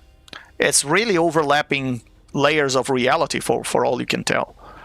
Arlith and Ixthu, I asked a question in chat when you have a chance. I actually did have a plan that might get us all on the same level. If it works. Yeah? I mean, so I can see everybody. Yeah. And that means I can... Well, I mean, if I can get a spell off, I would be able to target them with spells that require me to see them. You can try. I don't like that answer. Above the table, to answer your question, Arathis, I can moonlight. I can take a willing creature with me to with moonlight step to transport between. Okay. Oh, yes. Arathis would like to try to get on the same, because I am incapable of teleport or misty step or anything of that sort. So I would like to try and get on the same plane as the rest of them. I'm gonna say I can target all 9 of us with teleport. Teleport to a point I can see. Just nearby. There's no minimum range, and theoretically we'd all be on the same plane. Do you both think? Well, no, because we're already on, I don't know. Do the Githyanki have to... They have to be willing, though, am I correct? So they would have to roll a save against, and Loompa would be unaware as well. So the 4 of them would need to roll, I would assume, would need to roll some type of a save against being teleported against their will. Can I try and message Loompa? Though. That's the problem. You can't touch You us. can try, yes. I will try to message Loompa. Be like, can you hear me? If we are all okay. So, sorry. Arathis, Arlith, Fuel, and Manny Marco are all on the same level, right? Currently, Yes. so they're all on the same. Yes, you are all except for Lumpa. Everybody's on layer 1. And Mr. L and the Githyan. Okay. The NPCs and Lumpa are on layer 2. Okay, so if we cast like Dimension Door or some other teleport spell that is like multi-target to get all of us onto the layer with the all the rest of us onto the layer with Lupa and the NPCs, then we're all on the same layer at that point, and then we can group travel from there to any other layer that we need to access. Right. But my plan was, well, my hope is that if we teleport as a group, the output point is all the same, so the endpoint points don't matter as long as we can see each other. So I could get everybody to the same point if that works. Right. So yeah. So if you cast teleport, but the unknown is whether or not you can target all the people who are on this plane. And I can I'm gonna try and cast message to Loompa, and that'll say if we can target. Oh, you mean trying to target like what specific layer? Well, right, because we can see them. We're gonna end up on. Right. Well, the hope is that by choosing a destination, and that destination being on a random plane, it's still the same random plane for all of us. At least that's how I hope it works. Yeah, I'm assuming that that may be too much of an assumption, but yeah, I mean, I think we have anything in any. Well, see, I guess the worst thing is if it doesn't work, it'll scatter us all across several dimensions, or it just doesn't work at all. Yeah. Yeah. I would be interested in the resolution of this message because there's nothing that specifies anything about being on the same plane. So I'm curious how. As you point the finger towards Lumpa and you cast the message, Lumpa, you hear nothing. And for my investigation, Lumpa, jump up and down if you can hear me. Lumpa inspects the rod. Jump up and down. Wave your hand side to side. Lumpa, as you look at the rods, you can see the little sparks of almost static electricity coming out of it, as if it's very well charged. It reminds you the effects you see in the eyes of a blue dragon before they completely fry you. And he's looking at that. Arlet, either she's ignoring you or she can't hear you. Dang. It's connected. Blue dragon, huh? Well, that's unfortunate. Would I know how to dampen electricity from a blue dragon? Would I know not like a ground rod, but something that can prevent lightning from transferring through this metal? What do you mean? You want to transfer the lightning from this metal? You want to connect the current elsewhere? Either connect the current elsewhere or stop the current. Kind of like, like a lightning, and you're the conductor, and the earth is the ground. There's got to be a way to inhibit the flow of the lightning. The rod is technically grounded as it's stuck to the wall, and it's the same material that is made than the ground, so can get more grounded than that, and is still electrically charged. Money Markle, as you head to the north, while you guys are trying to figure this out, you've encountered you see this strange guy. And he seems to be digging a hole. There is a shallow pit in the corner of this room. It's ringed with black ridges like necrotized flesh. A figure vigorously digs in the pit with a rusted spade. An enormous lump of teeth and flesh from the ceiling above him seems to be just hanging around. And as you look at the guy, this is how he looks like. There's something particularly alien about him, and there is as you look at the flash nearby, this is how it looks like. Particularly alien. As you approach this flash-looking weird creature, very alien. You can barely understand how that thing works. All you feel that is definitely something foul from your point of view, and the moment you see it, you realize that it seems to be protecting the guy. It seems to be like guarding this guy. So I just Metabarco is going to. Everybody's in the room with the guest now, right? We've all yes, you're the only one who Okay. just drifted off and went to the north Okay. and found yourself a pair of new friends, I guess. I'm gonna walk Friends. back. I'm gonna walk back. Roll a tell everybody stealth. to follow- Let's see if they noticed you. Roll stealth. Okay. Oh no, this is gonna be bad. So the number to beat is... Oh! No! They didn't notice you. He rolled a nat 1. Good. The weird guy with too many eyes in his head and a little extra mouth on the sides of his head, he's digging the hole, and he's so focused on what he's doing, he doesn't even realize you're there. And whatever creatures around him seem to be protecting whatever it is that he's doing, but also didn't notice. Metabarco's gonna come back. He's gonna go, all of you, this way, out, follow. He's going to come back to the edge of the room. No. No, Sorry. It's okay. What's the issue? Monsters. Are Follow. they attacking you? Are they? Yeah. What are they doing? It is a flesh abomination and some kind of humanoid digging a pit.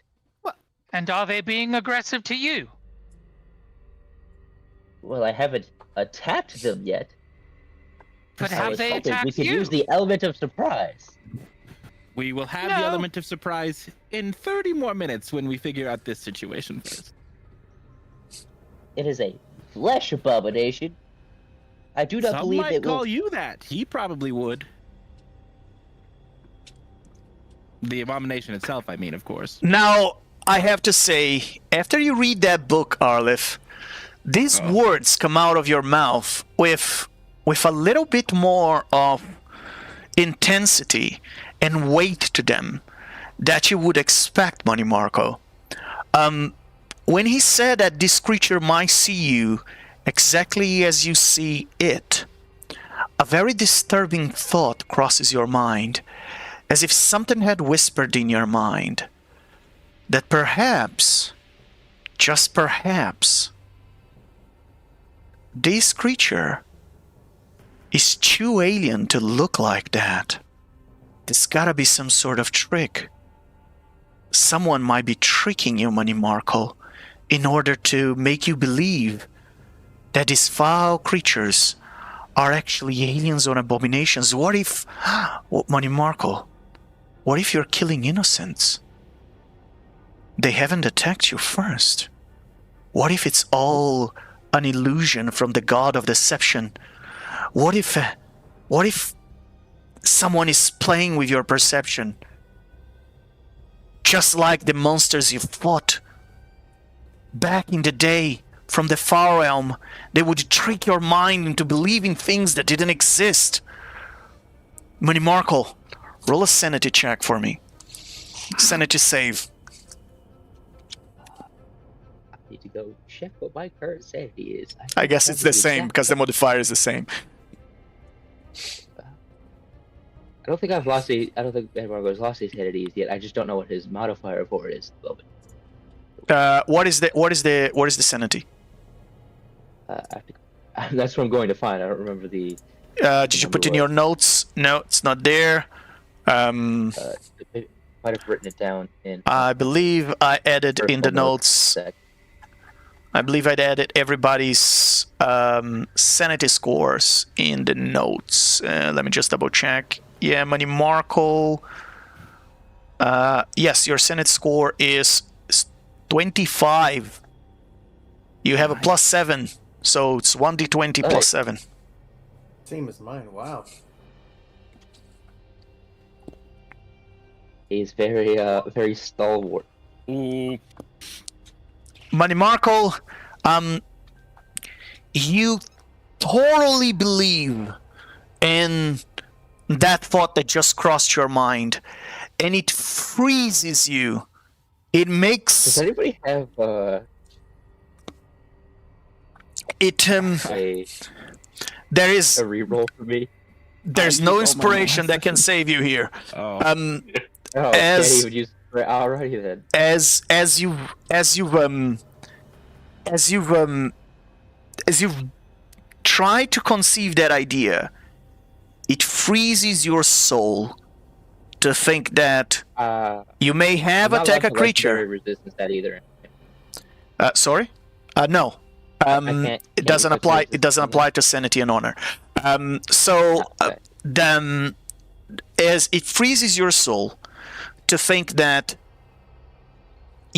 what you might be seeing are not actual abominations, but they might be just a trick to make you think that they are abominations, like those spawn emissaries you fought in the past that made you believe your friends were your enemies. They were playing with your senses and with your perception. And now that you remember of that battle and your friends are highlighting to you, these creatures are not attacking you. You've realized that, wait, maybe they are not and you start to think all the things you've attacked in this place. And you squished. And you start to think, what if that spectator was not a spectator? What if it was just the sage that the book talks about? What? And all these questions start to freeze your soul as this doubt casts a shadow in your mind, and you're no longer as resolute as before.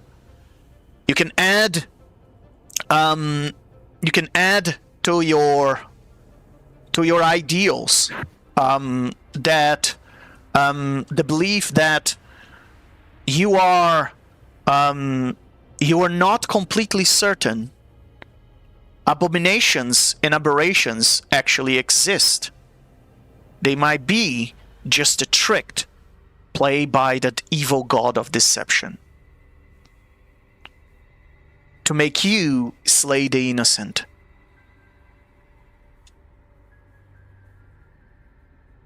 And that is a dire thought for someone with your resolution. And you lose 2 points of sanity. Your sanity is now 23.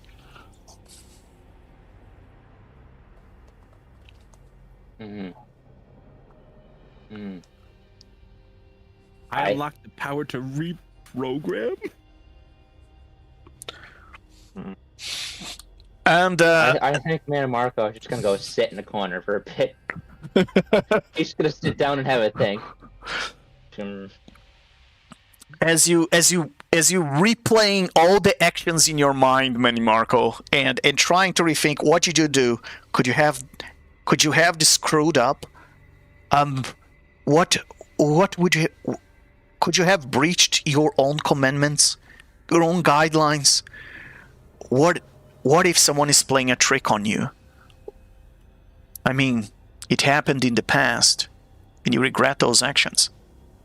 Or you'd never want to go back to that same place. And now you start to think maybe the god of deception is playing a trick on you. And with that realization, you can add to your ideals, and as it's part now of your core beliefs, as it's ingrained in your sanity. And it's a question that you're always going to be asking yourself, if abominations are actually real.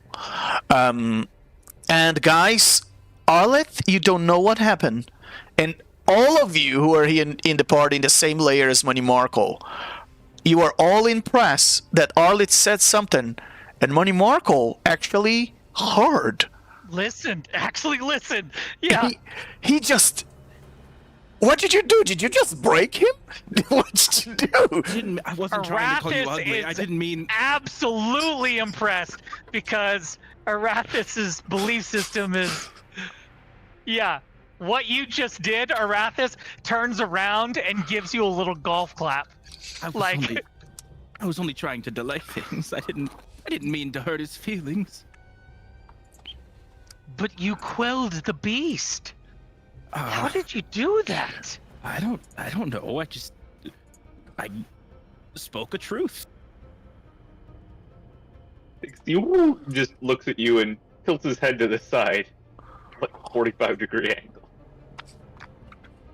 Looks at you quizzically. I do not react. It's a joke because my reactions are locked. Yeah, you can't react. And guys, what is the experiment you wanted to run with the layers?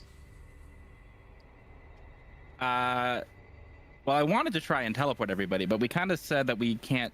It seems like we can't target because the message spell failed. So I mean, it's possible that like it's just that the spell failed and I didn't try multiple. If I like try multiple times, the random chance will let it go through. But so I've got. You cut off X to heal.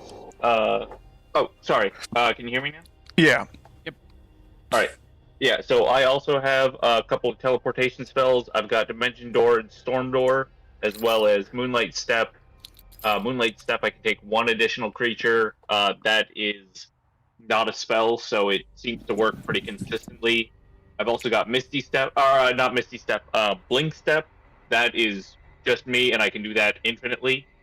So I can move freely between the layers. Well, it's Storm Door. If you upcast, you can take everybody with you. I have to upcast that, but that only gets me to I think 6, or no, 5 additional. That only gives me 5 additional people that I can transport at a time. Well, but that is a spell, and as a spell, it's subject to the rules of this weird place. In the same layer as you, you have Money Marco, Arathis, and Arleth.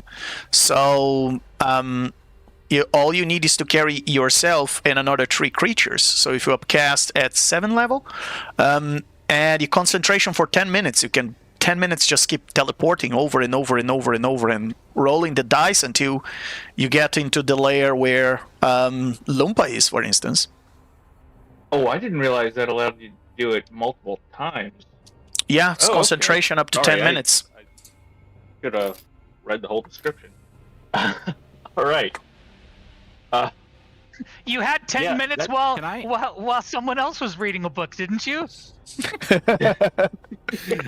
Tingo, can I use my sorry, I didn't mean to interrupt. I just want to use my hyperfixation to look at the rods.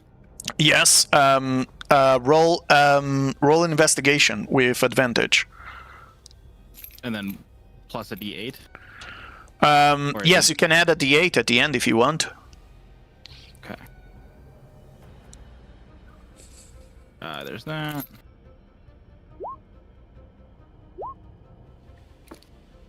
Very well. You were studying this, and you think these are as you were looking at the little jolts of lightning jumping from one rod to another, just like two rods of a Tesla, two Tesla coils that just jump from electricity just jumps from one to the other. You were particularly impressed with that, and you think they might have different polarities. You think they are you think that they're highly charged, and touching them will likely cause you to would likely cause you to be electrocuted, but more than that, you think they are connected to the electricity of the neurons that makes the cells of these walls. And you think this is probably the same neural activity that this place has, and these rods are tapping into that neural activity. Interesting. And just a clarification on Stormdoor, the lightning damage that happens around the people teleporting, that is at point of departure, not point of destination, correct? It's at the point of destination, but it doesn't affect the creatures you're carrying with you. Right, but I'm just saying that, like, so It would affect Loompa if you land we close need to to make Loompa. sure that the point we're teleporting to is right. Okay, so In the 10 minutes they teleport, I do want to explore that piece of the room right over here. well, it doesn't take us 10 minutes to teleport. It Oh, takes us. okay. It's an action to teleport, but we can re-teleport over and over again for Yeah, as long up as to he's 10 minutes worth of bonus actions. Oh, Yeah. my bad then. I'm just gonna stay here as I'm talking to the gift and Mr. L. Above the table, should I maybe like blink step around a bit to get to their lair first and warn them, and then blink step back? Because I have no limit on how many times I can blink step. It's just literally any time after I use a magic or attack action. I mean, the damage isn't that bad. Well, he's up, Yeah, Jess. That's your choice. Yeah. I mean, because we can see them from our lair, right? Yes. Okay. Hold on But- one moment.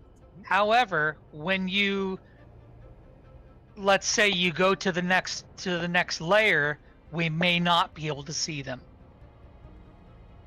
Isn't the damage only like very small? It's only like a couple of feet, I thought. It's 1d12 within 5-foot radius of like the people being teleported, and if there's 4 of us, that's becomes a pretty sizable chunk of space, because I gotta teleport us to somewhere where we can all be in the same space or in the same, think- We gotta do a dex save as well, so you know. I think the safest thing is for us to go into a room where we can see them from afar, but we're not anywhere near them. So like coming down like here, you know, Yeah. Okay. where we can view them, but we're not going to be That makes most teleporting sense. next to them. Yes. Yeah. Okay. But you've also got to convince, because Manny Marco is questioning life choices in the corner, so you may need to go speak to him to see if he Yeah, I wants was just to about to join this adventure. Go do that. Yeah. So he's And- gonna fly up here. Sorry, go ahead. Go ahead. Oh, I was just gonna say he's gonna fly up there and start talking to Manny Marco. Were you gonna add something? You cut off again next to Hill. I don't know if it's just me. Sorry. Yeah, no, I yeah. what he said. Again, my mic is bad. Getting anyone. Yeah, he's just gonna fly up here and start talking to Manny Marco. But it sounded like you had something else you were gonna interject. No, go ahead. Talk to him. You approach to find Manny Marco, sitting in a corner, cleaning off his weapons with all the gunk and whatnot that's been getting on him. You seem disturbed. Did I cut out again? No. Oh, sorry. I do not like this place. It is. Very unpleasant. Yes. I can feel it shaking at my beliefs as we progress. I do not wish to stay here any longer. For I do not We know what will will happen find to a us way out. if we remain too long. We will find a way out. But first, you must rejoin the group. We have a solution. We are working on a solution. And he's gonna offer you his hand. He is going to hoist himself up, and he's going to say, "Fine, let's try it." And he is going to return to the group without taking your hand.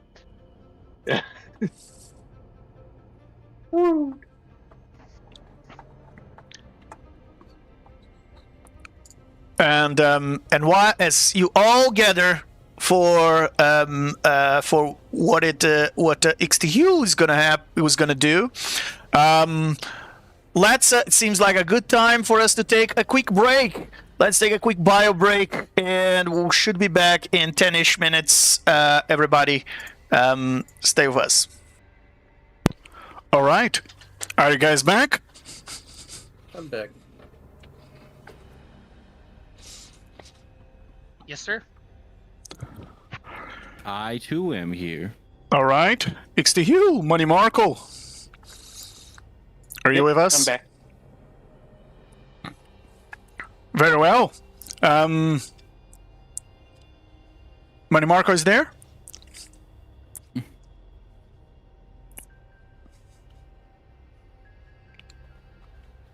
All right. Let's head back to your experiment. So, XTU, tell us, what would you like to do?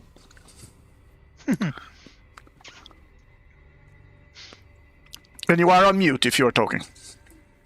Oh, sorry about that. Okay. I'm still seeing the. We'll be right back. Oh yes, of course you are. Of course you are. Everybody is, because I forgot to transfer you guys to the other map. There you go. All good? Good? Yeah. So he beckons everyone to gather around, and it's just these three, right? Yeah. Okay. So he can do that at 7th level, and begins to Are we not going to move away from them, like I had suggested?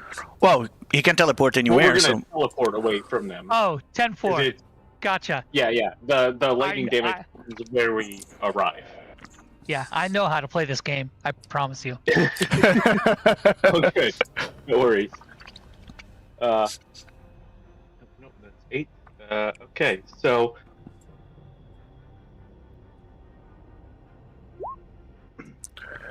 very So- well. he begins. Yeah. Sorry. Go They ahead. can. This deck save is for the place you are arriving. Correct. Yes. Yeah. All right. Yes. So unless there are some extra creatures in the destination zone, there should be that damage should be totally irrelevant. All right. Let's make this. Let's make this fun. Let's call that they are in layer 2. You are in layer 1. Roll a d6 for me.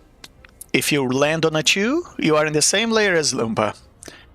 If you land on 1, you just landed in the same layer where you are. I rolled a 4.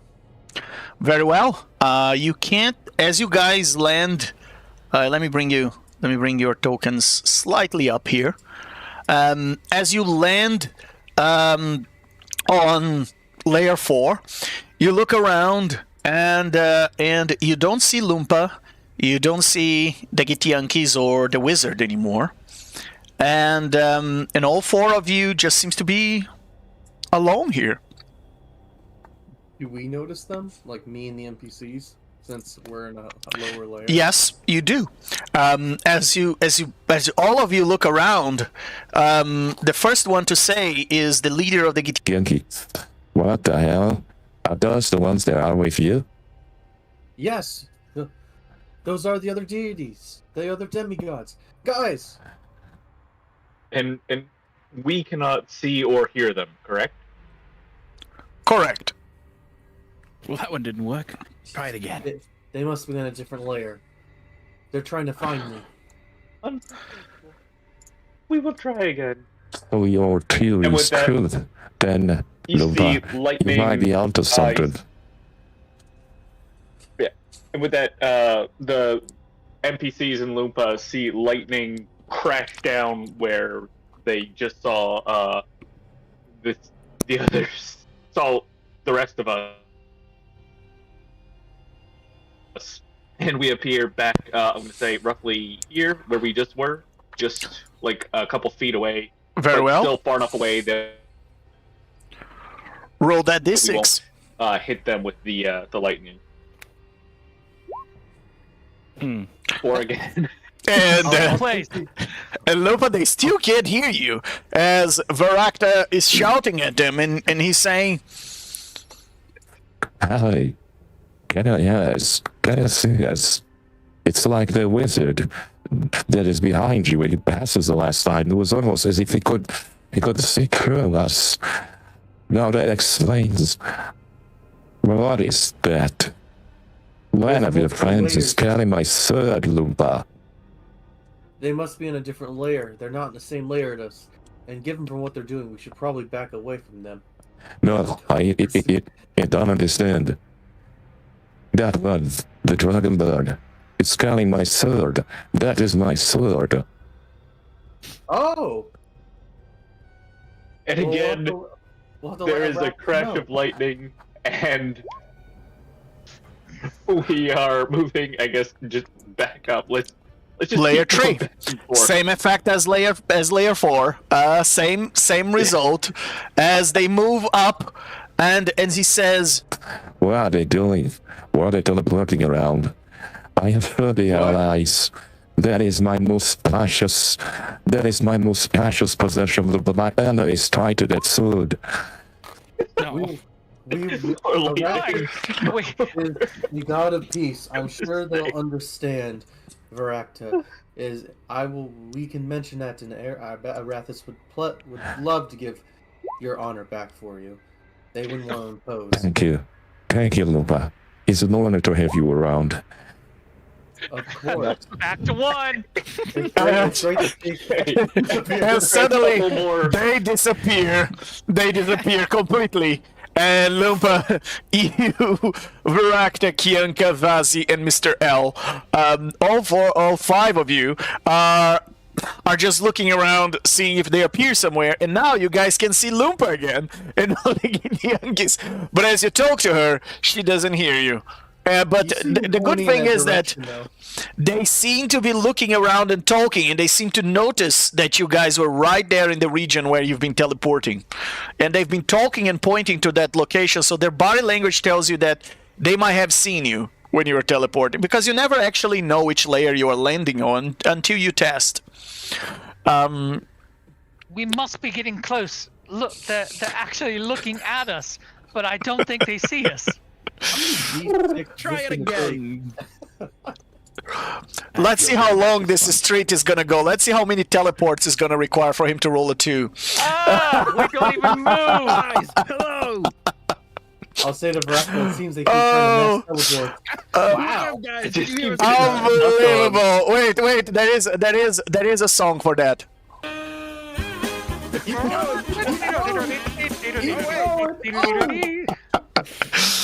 And finally, after how many attempts? 1, 2, 3, 4, Wait, I 5, don't think we 6, moved. 7, Try it again, 8 try it attempts. again. On the 9th attempt on a D6, you all land. And now, Lumpa, you can hear the noise of the lightning and thunder of the teleportation spell cracking up, and suddenly you all step back, and the guy says, My sword. You have my sword. I stayed it back. Yes, of course. I found it lodged in the wall. My apologies, please. And Yes, I lost Arathis it. will present it. Arathis will present it to the Gith Yankee. That is your name. My name is Arathis, the god of harmonic flow. And who am I speaking with? My name is Varakta, captain of the Shasoku. Arathis, you have returned my honor to me. And as such, you have my loyalty. I have done nothing to deserve it.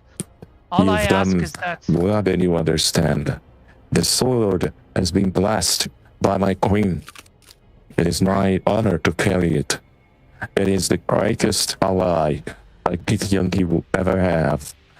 And I have lost after stepping away from my sword for a second. I've found myself in a different layer, as Lupa explained to me, where my sword was not there. May I ask you a question? Yes, What is your heart's desire in this world, in this life? destroy all aberrations of divine flares and return the honor to my people. Arathis just kind of sits there. All he heard was destroy. And he goes, interesting. And then just hands the weapon over and doesn't proceed any further with the conversation. And Money Marco, what that guy say does make a little bit of sense, but now you're confused. Arathis was going to try and turn this person to his side and impose some words of wisdom, but he realizes that the very first word was destroy, and it's just a lost cause. It's just not even going to happen.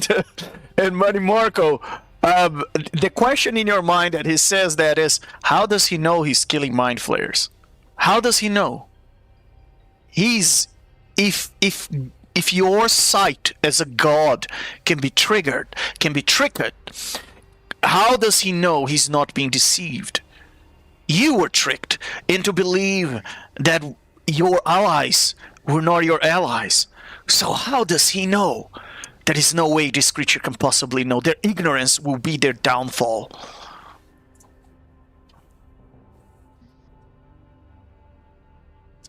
Thank you, Arrakis. You have my loyalty. And thank you, Lumpa, for bringing this allies.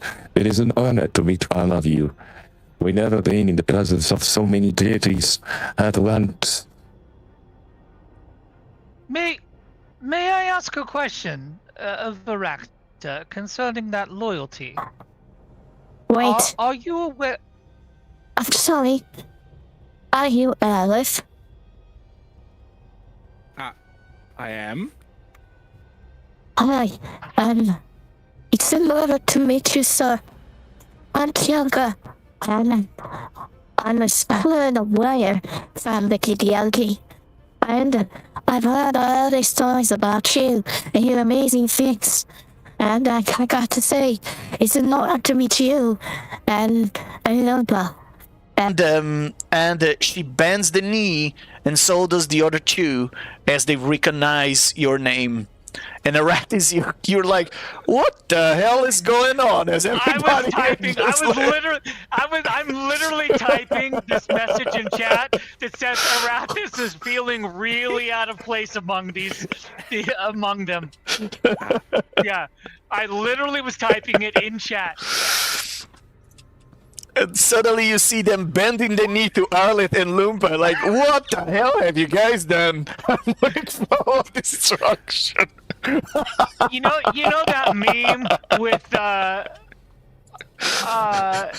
yeah, I'm just standing there with my hands up, like looking around, like, what the hell's going on? What is this? We've got connections. You know, they're bending the knee to me, now they're bending the knee to you guys. You didn't have to parry their weapon. You just had to give them their weapons. Oh boy. Oh boy. That is you, XT, and Money Marco. All three of you are confused about what the hell is going on. I guess their fame precedes them with the Githyanki. And Mr. L couldn't be more impressed. He's awestruck by the presence of all these deities. Was it Arlith also allies with the queen with me? Arlith was with me on that. Yes. Oh, I remembered the second thing I was going to ask you about. He was not in the war in Tunarath, but he didn't meet the queen afterwards when you guys fought Vecna. Side by side. Legend, I have the Ring of Regeneration. Would I be back up to full health by now? Yeah. Yeah, let me say that without the mute on. Yes, you would be back by now. Yeah.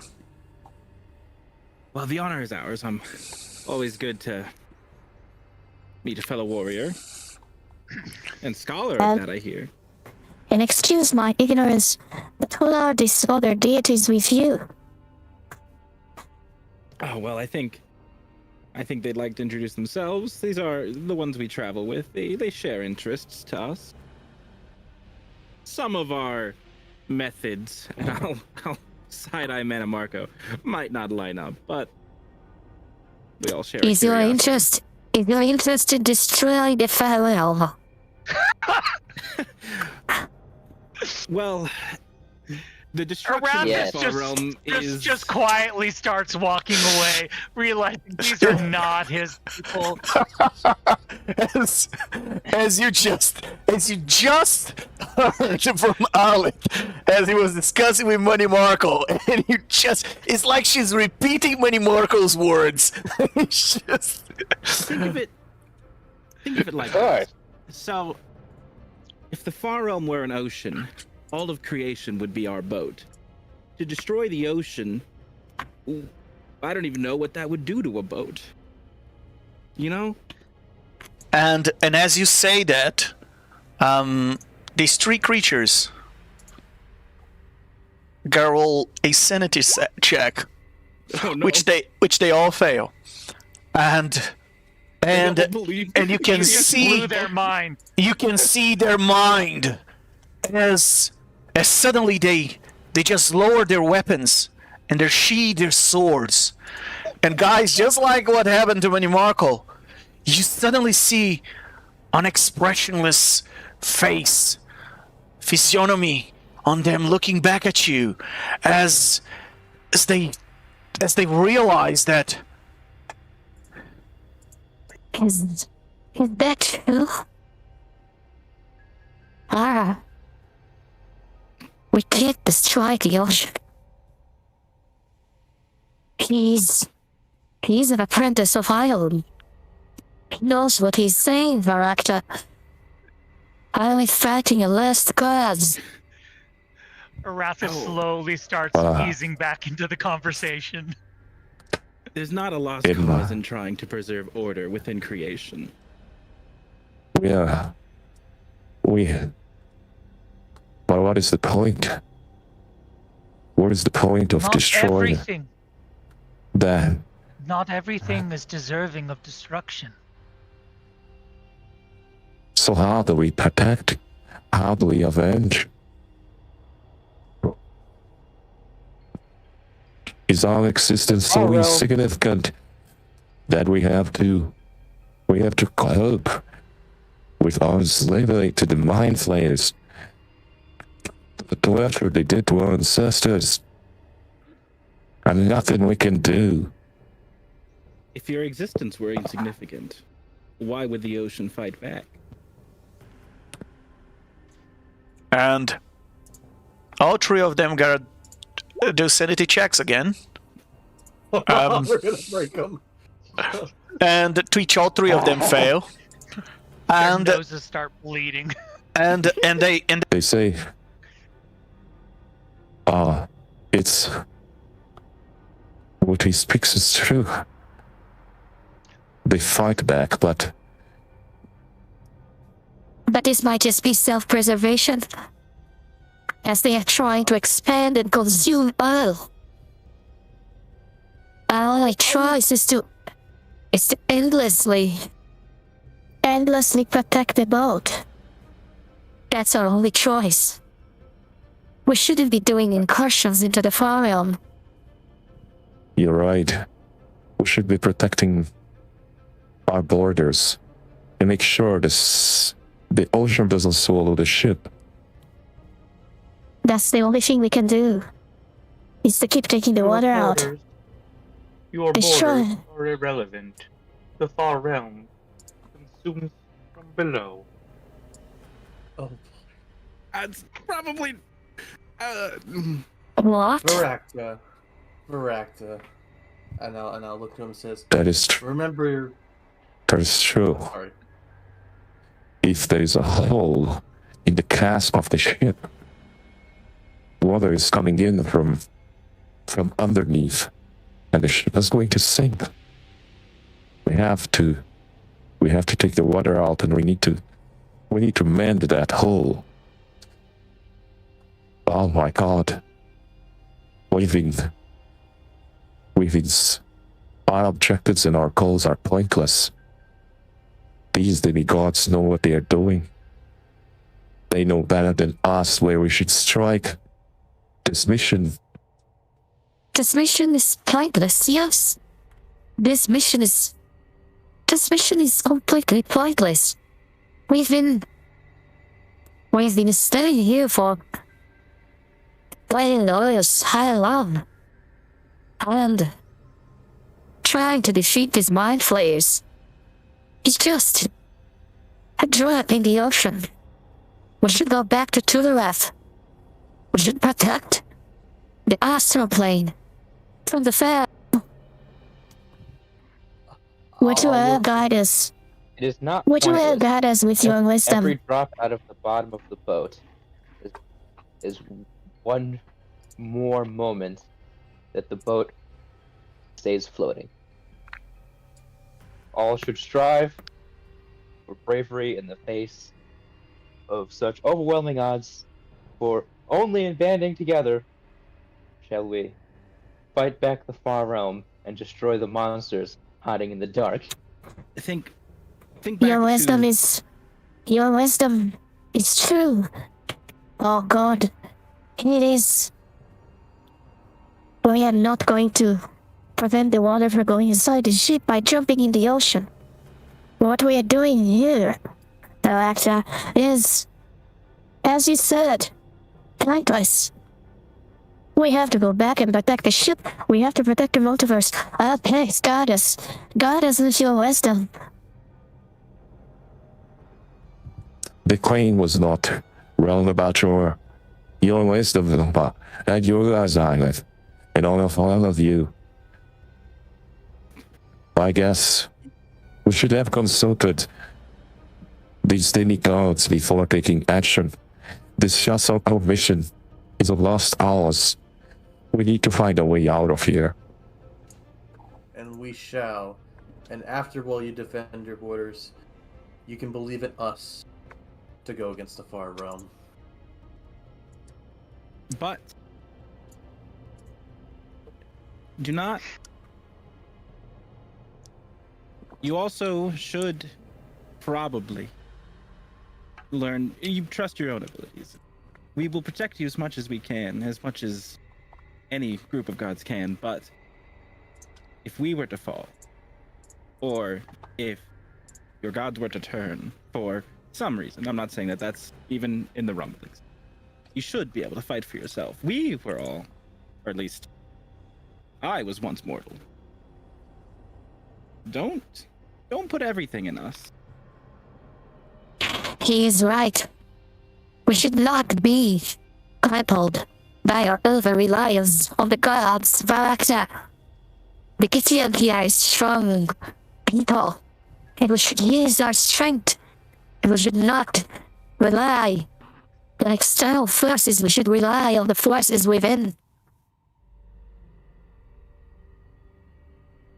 Are we turning these guys into nationalists? I feel couldn't like we were agree depressing more. them. I couldn't agree more. I think Let's not. melting their brains completely. I think we've gone full circle with all the what's it called? The Pudding. theories. We can't. Yeah, We should. Arathis is still just remaining quiet because he knows that it's a lost cause. We should go back. We should go back to the creation and defend the astral plane from the fire realm, like we have done for millennia. And we should not use these incarnations into the fire realm. That is wisdom. But it's also wise to say that we should not ever rely on the strength and the wisdom of these gods. They are right. We need to foster and nurture our own fiber so that we have strength to fight this menace when it enters our turf. Let's not give them an end. And you see all the other two just brawling, yeah! as they raise their silver great swords into the sky, and they seem to be rallied and ready for war. And he says, We need to find the exit out of here. We need to return to our plane, to our people. We need to reprioritize our Shasoku forces. and all of you just feel like you just light a match and then just keep going.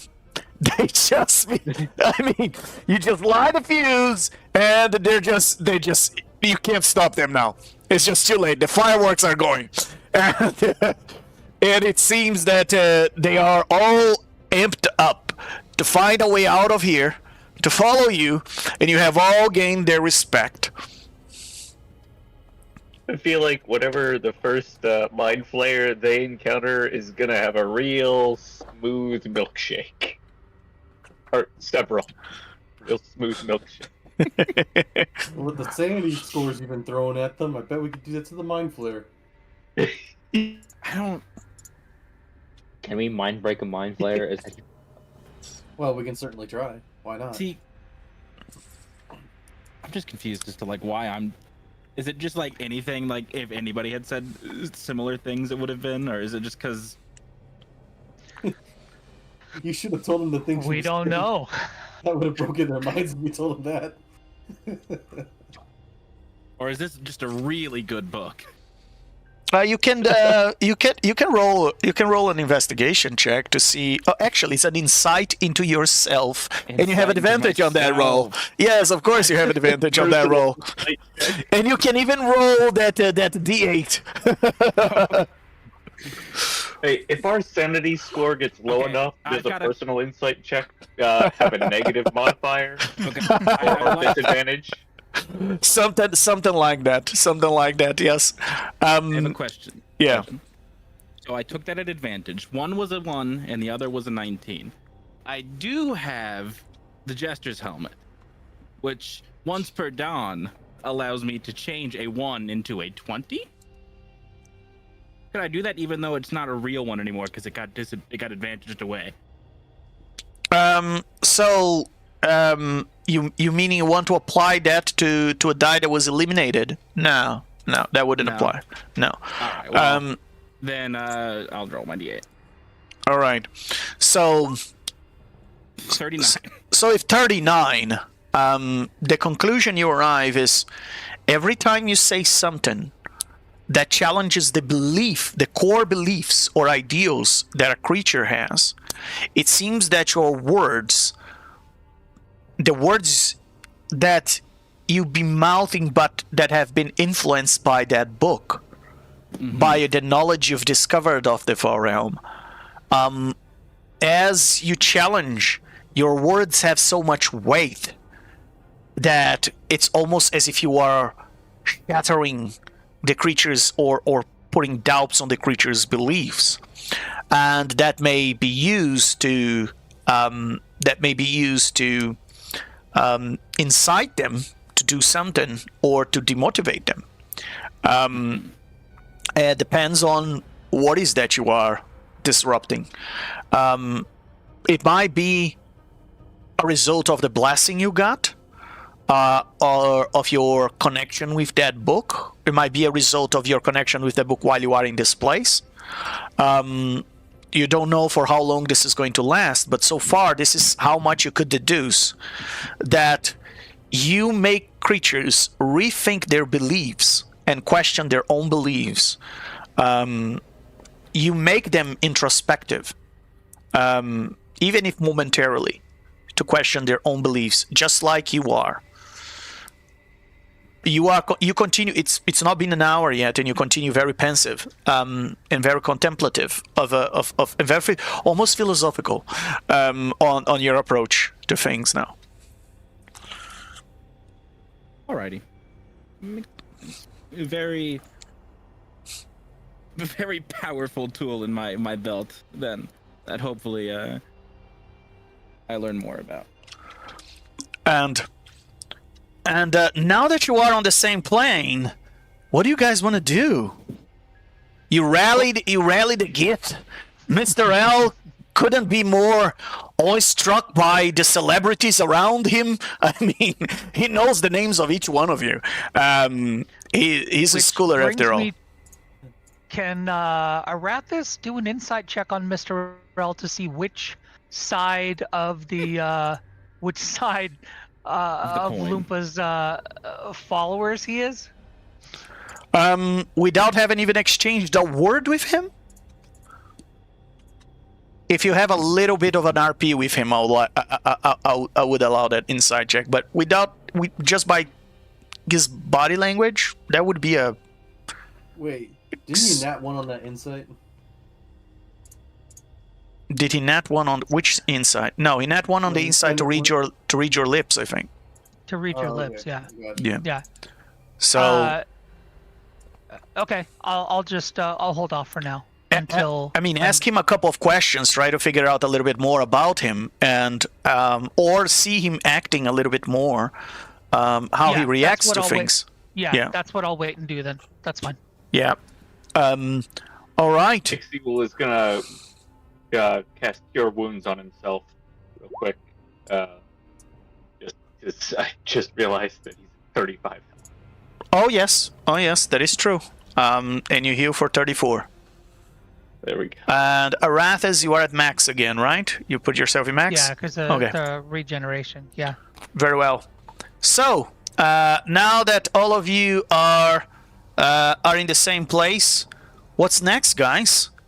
I mean, you know that to the north there is something that Manimarco saw, monsters. And you know there are those strange rods there that all of you have been trying to investigate and figure out, but the only thing you know so far, Lumpa, what the Gitianki said, is that you hold both of them and they will zap you really hard to the point that you will fly out of the wall from the shock. I have one idea, but I don't think it'd be the best. I will share with Lumpa. They seem to be connected to the brain activity of this place. I say, what if we disintegrated the rods? From what I ascertained, they seem to be secondary, like they were added as pro. Well, all of our allies here tried pulling on them at the same time, and it seems physically they can't be moved. So what you are saying, Arlet, is if they have been added here, they might be controlling something. Someone may have put them here to control something. Do you think they might be controlling the doors? Possibly. Arathis will step forward. I have seen a vision twice now when I have come in contact with the walls of this place. I'm curious if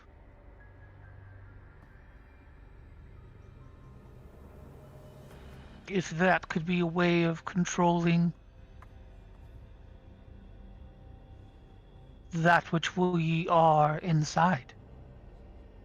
It is a vision of a foul, terrifying shoulder like the deformity of a creature floating over a bluish, briny greenish liquid. You've seen the same vision. Yes. When I've been electrocuted by the rod, I've passed out from the amount of pain. And that is the creature I dreamed about. I think this creature is connected to this place. I don't know what it is, but it seems to be mightier than a mind flayer. More powerful.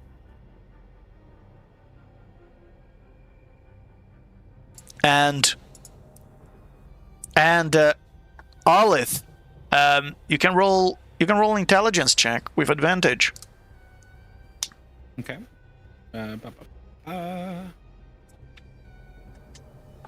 Oh, right. That's why it's not, because it's not a skill. Whoops. Well. Very well.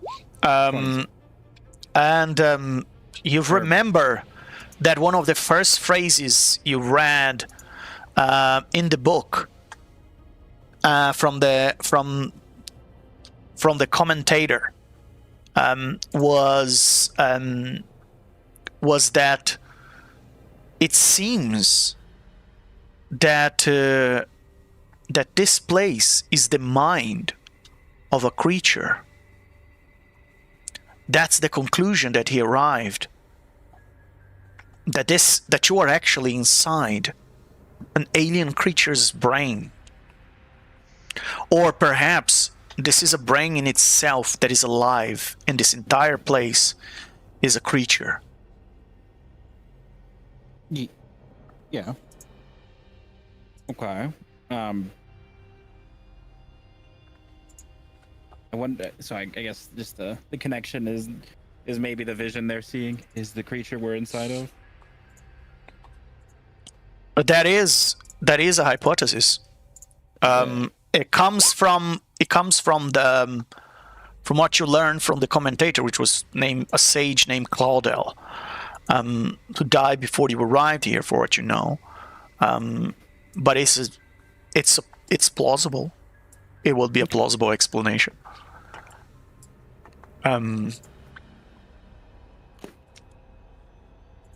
So, guys, you're staring at those two rods for the past 10 minutes. What do you guys want to do?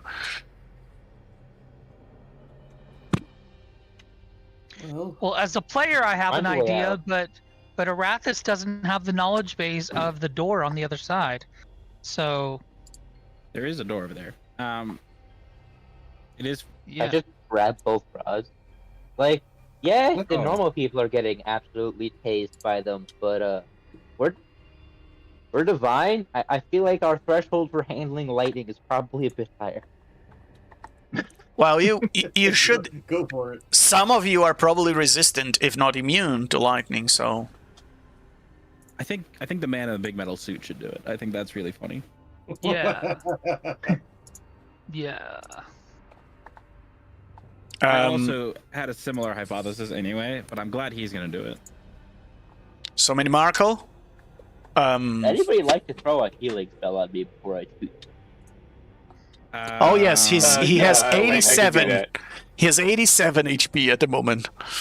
I can do that. In fact, is anybody else low on health or not at full health? You are. I'm about Very much. I mean, I know I am. 75%. Okay. I got a long Yeah, rest I'm to just get my gonna do. health back. I'm thinking I'm just gonna do a mass heal. All right. Well, 9th level. no, not that mass heal. The mass cure wounds is what I'm looking for. Okay. Which I just saw. Come on, work with me here. There we go.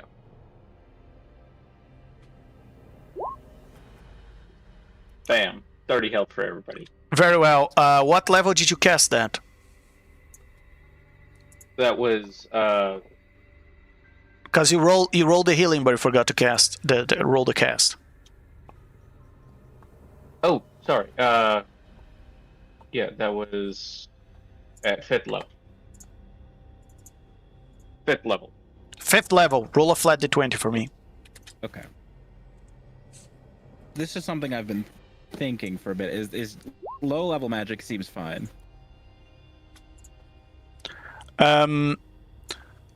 So yes, it works, and all of you suddenly are healed by 30. So Arathis, you were already on max. Minimarkle, you get 30. 30 on XT heal. Lumpa, did you need more healing? I need a long rest first before I get my maximum HP increased again from that wraith. Oh yes, that is true. That is true. You are at 228. Well, if Mr. L or any of the Githyanki had any hit points missing, they also get healed, I guess. Very well. Very well. All right. Everybody's feeling reinvigorated, and now, Minimarkle, are you touching those rods, or is someone else trying? The grab is activated.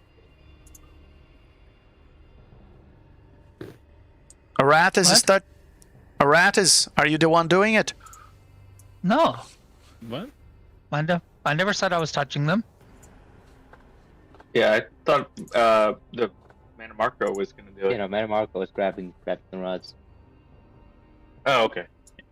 All right. So Minimarkle, as you head to the wall, and you grab both rods at the same time, all of you hear this massive noise of almost as if it was a loud stomach full of hunger that just goes.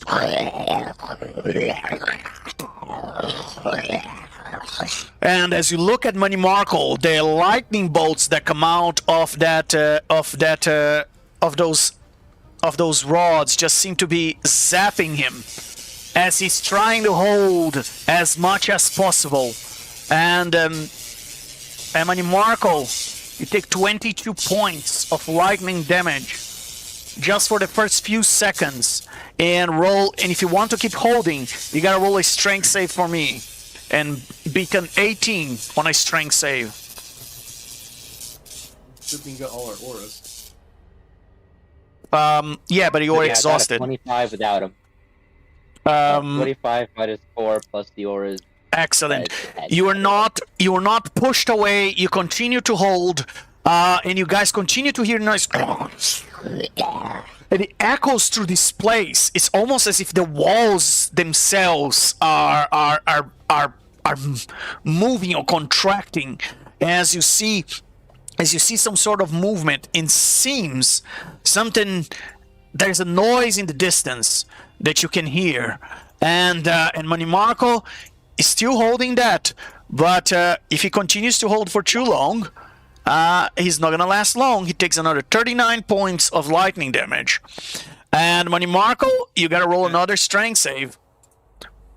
So I see him get hurt again. And can I take an action? Yes, by all means. I'm going to use my loot to cast protection from energy, and I'm going to give him resistance to lightning damage. Excellent. And I'm not going to touch him. I'm going to use a meta magic point to distance spell it. Very well, very well. And that's concentration, right? Protection from energy. Let me put it in the chat. I've got it as a. Okay. There you go. Very well.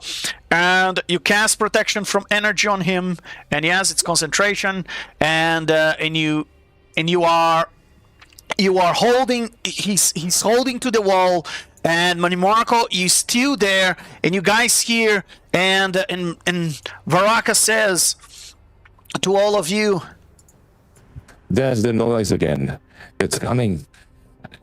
It's coming from the other sides of these wells.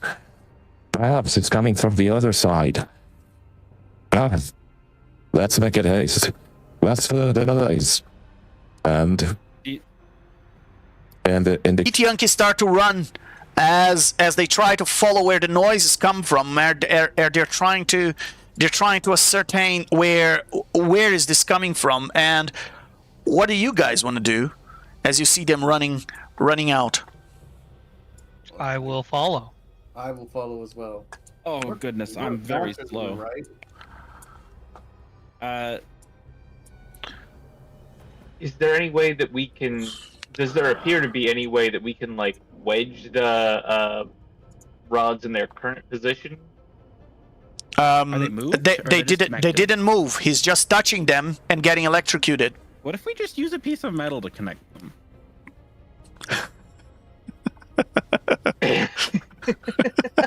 Like, were we just completing a circuit here? Is that what's happening? Yes, it is what's happening. You're completing a circuit. Does that require a human or a person? Not necessarily, no. Is there some kind of like insight or arcana check that we can roll to see if any of our characters figure that out? I guess the passive investigation of Arlet just solved that. Yeah. And Buddy Marco, as you hear that idea in the background, the first thing in your mind is, what the hell are you doing? And why can't you just put a metal there? Buddy Marco, do you want to release that? Or you will continue to hold? He's going to look down at his hand, look back at them, look down at his hand, and just let go and take a step back and just walk away, like pretending he heard nothing. Hey,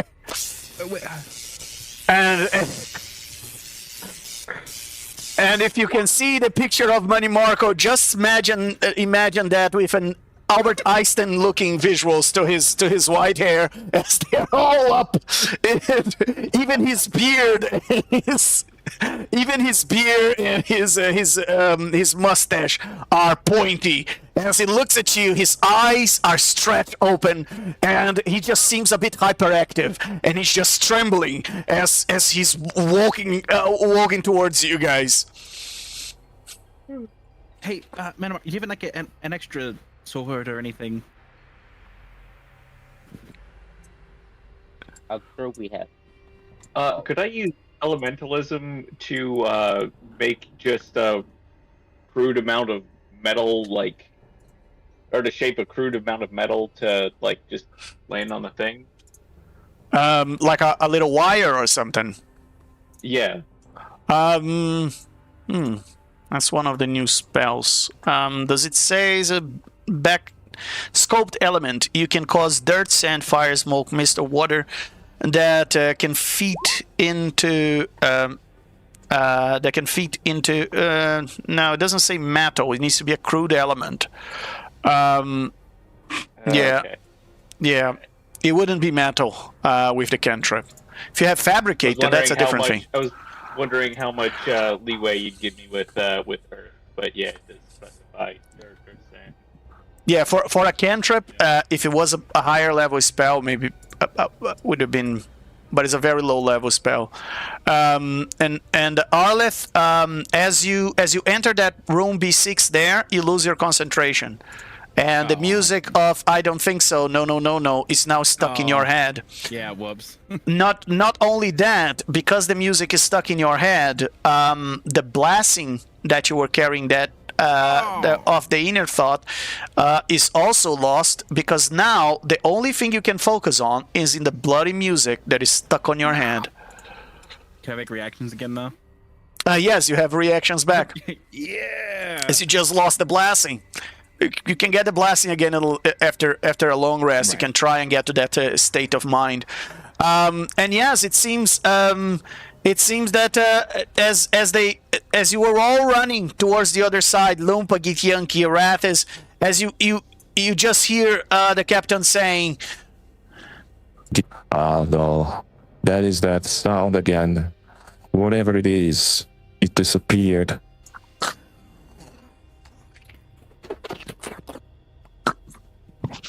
I've got a dagger. Can I like see if I can? Is it just long enough, maybe? Yeah. A dagger. Let me see how long it is because they actually specify that. The rods are 3 feet apart, so no, a dagger wouldn't be enough.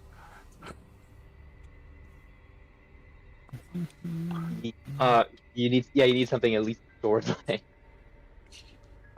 If you would like to investigate the bedrolls of the Githyanki to see if there's maybe something a bit longer or even just another dagger.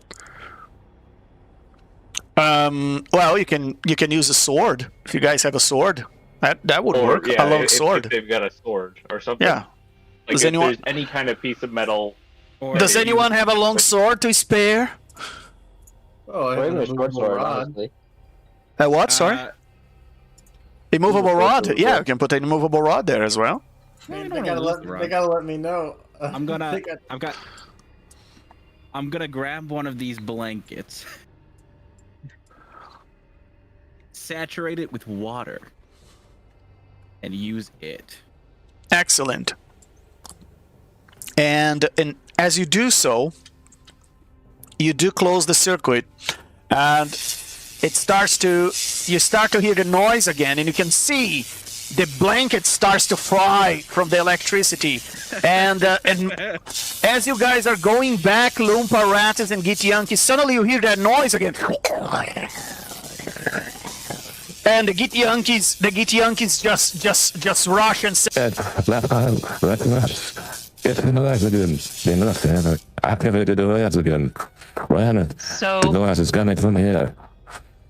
So does Arathis move faster? Arathis has a speed of 90. Do I move faster than them? yeah, most likely, but you're also looking for the sound, so all of you are more or less running in a group.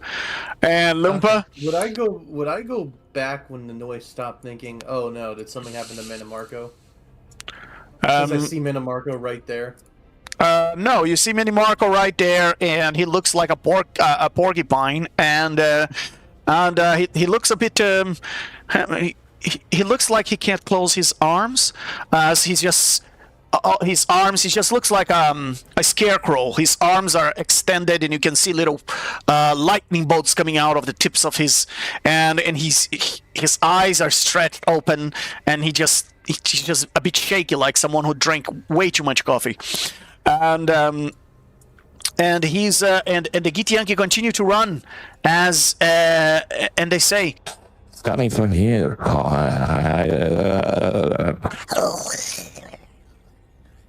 "It's the door." It's the door. The door is opening. Arathis doesn't know about the door because I've not been up here. So And, okay. What did you guys do? And got it. also bring Mr. L. and the door opens. And they say, "Yeah, the rods what?"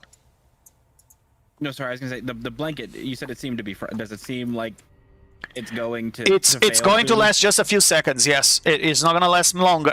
Maximum 1 minute. Eventually the water will dry. The blanket's going to catch on fire and it's going to just fall apart. What was Wedge that, the Arlo? door with the rod. Put the rod near the other rods? No. Wedge the door open with the rod, and then we can close it on command when we run through it next time. I think it'll just... Did I see him use his woolly mammoth to ram the door and it didn't work and it just like... No, you were in a different layer.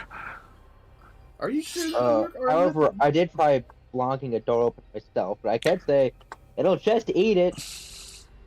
Never Uh, mind. Eat the rod. Legend, I can see what's on the other side of the door. Very So- well. Why don't I just take a movable rod? I have a And that movable rod. and that can see you as well, so we'll resolve that in a second.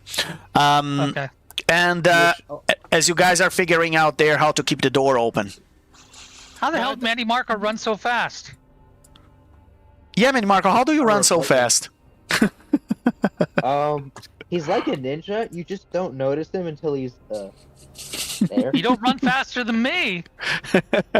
Actually, I'm almost faster. You're 90. I have a 90 speed. You would be a little bit behind, man, Marco. You would be more or less around here at this time. Who can go faster than Arathis, but I need to get spells on me. Lumpa, carry me back. I gotta deal with this electricity. So you guys on the other side, you don't know that opened the door. But the Githyanki and Arathis do, and they see the door opening, and you guys are trying to figure out how to keep that going. So what do you want to do? In Arathis, you do see a creature on the other side, and it has multiple eyes, and that looks straight back at you. Yes. It already noticed you. Could I take my... Oh. From my... Oh. Oh. Oh, he's cute. So, Lumpa, what do? You put your rod there? My movable rod out of the bag of magic, and I know it's gonna electrocute me, and I'm gonna click it so it stays in place. Excellent. As you do that, you take 17 points of lightning damage. I'm resistant. Very well. You take 9, and the rod stays there. And now it seems to be a stable connection. And you guys keep seeing the electricity is just flowing through the bars. Ooh. I'll buy another one. It's all right. Okay. Guys, Mr. L, let's go. We gotta follow them. Who knows what danger they're gonna charge into? We should wait for the others. They went ahead. And Marco is just coming around the corner. Let's fast forward to all of you arriving on the other side. Let me bring you all there. And there you go. Very well. And as you arrive there, you all see the door is open, and Arathis is reluctant to go in. And Arathis, you know that the Githyanki behind you have all unsheathed their swords, and now they are prepared to attack whatever aberrations on the other side, and that's your concern. That's why you're hesitating to go ahead, because you know that the moment you step through, if they step behind you, they're going to kill that creature. While the creature is looking at you and seems to be interested, and it's just staring at you as the door opened. You saw it was right here, and then it went back into the corner, as if it's and it's waiting for you guys to enter. And with you've seen the rest of the party coming there on the back, with all of you reaching the door, that's where we are going to conclude this session today. So for those of you who have been watching the shenanigans today and have been following us with us, thank you so much. If you haven't already, please subscribe to our channel. There's more content coming along, and much more fun things coming in the horizon. And this campaign continues next Saturday.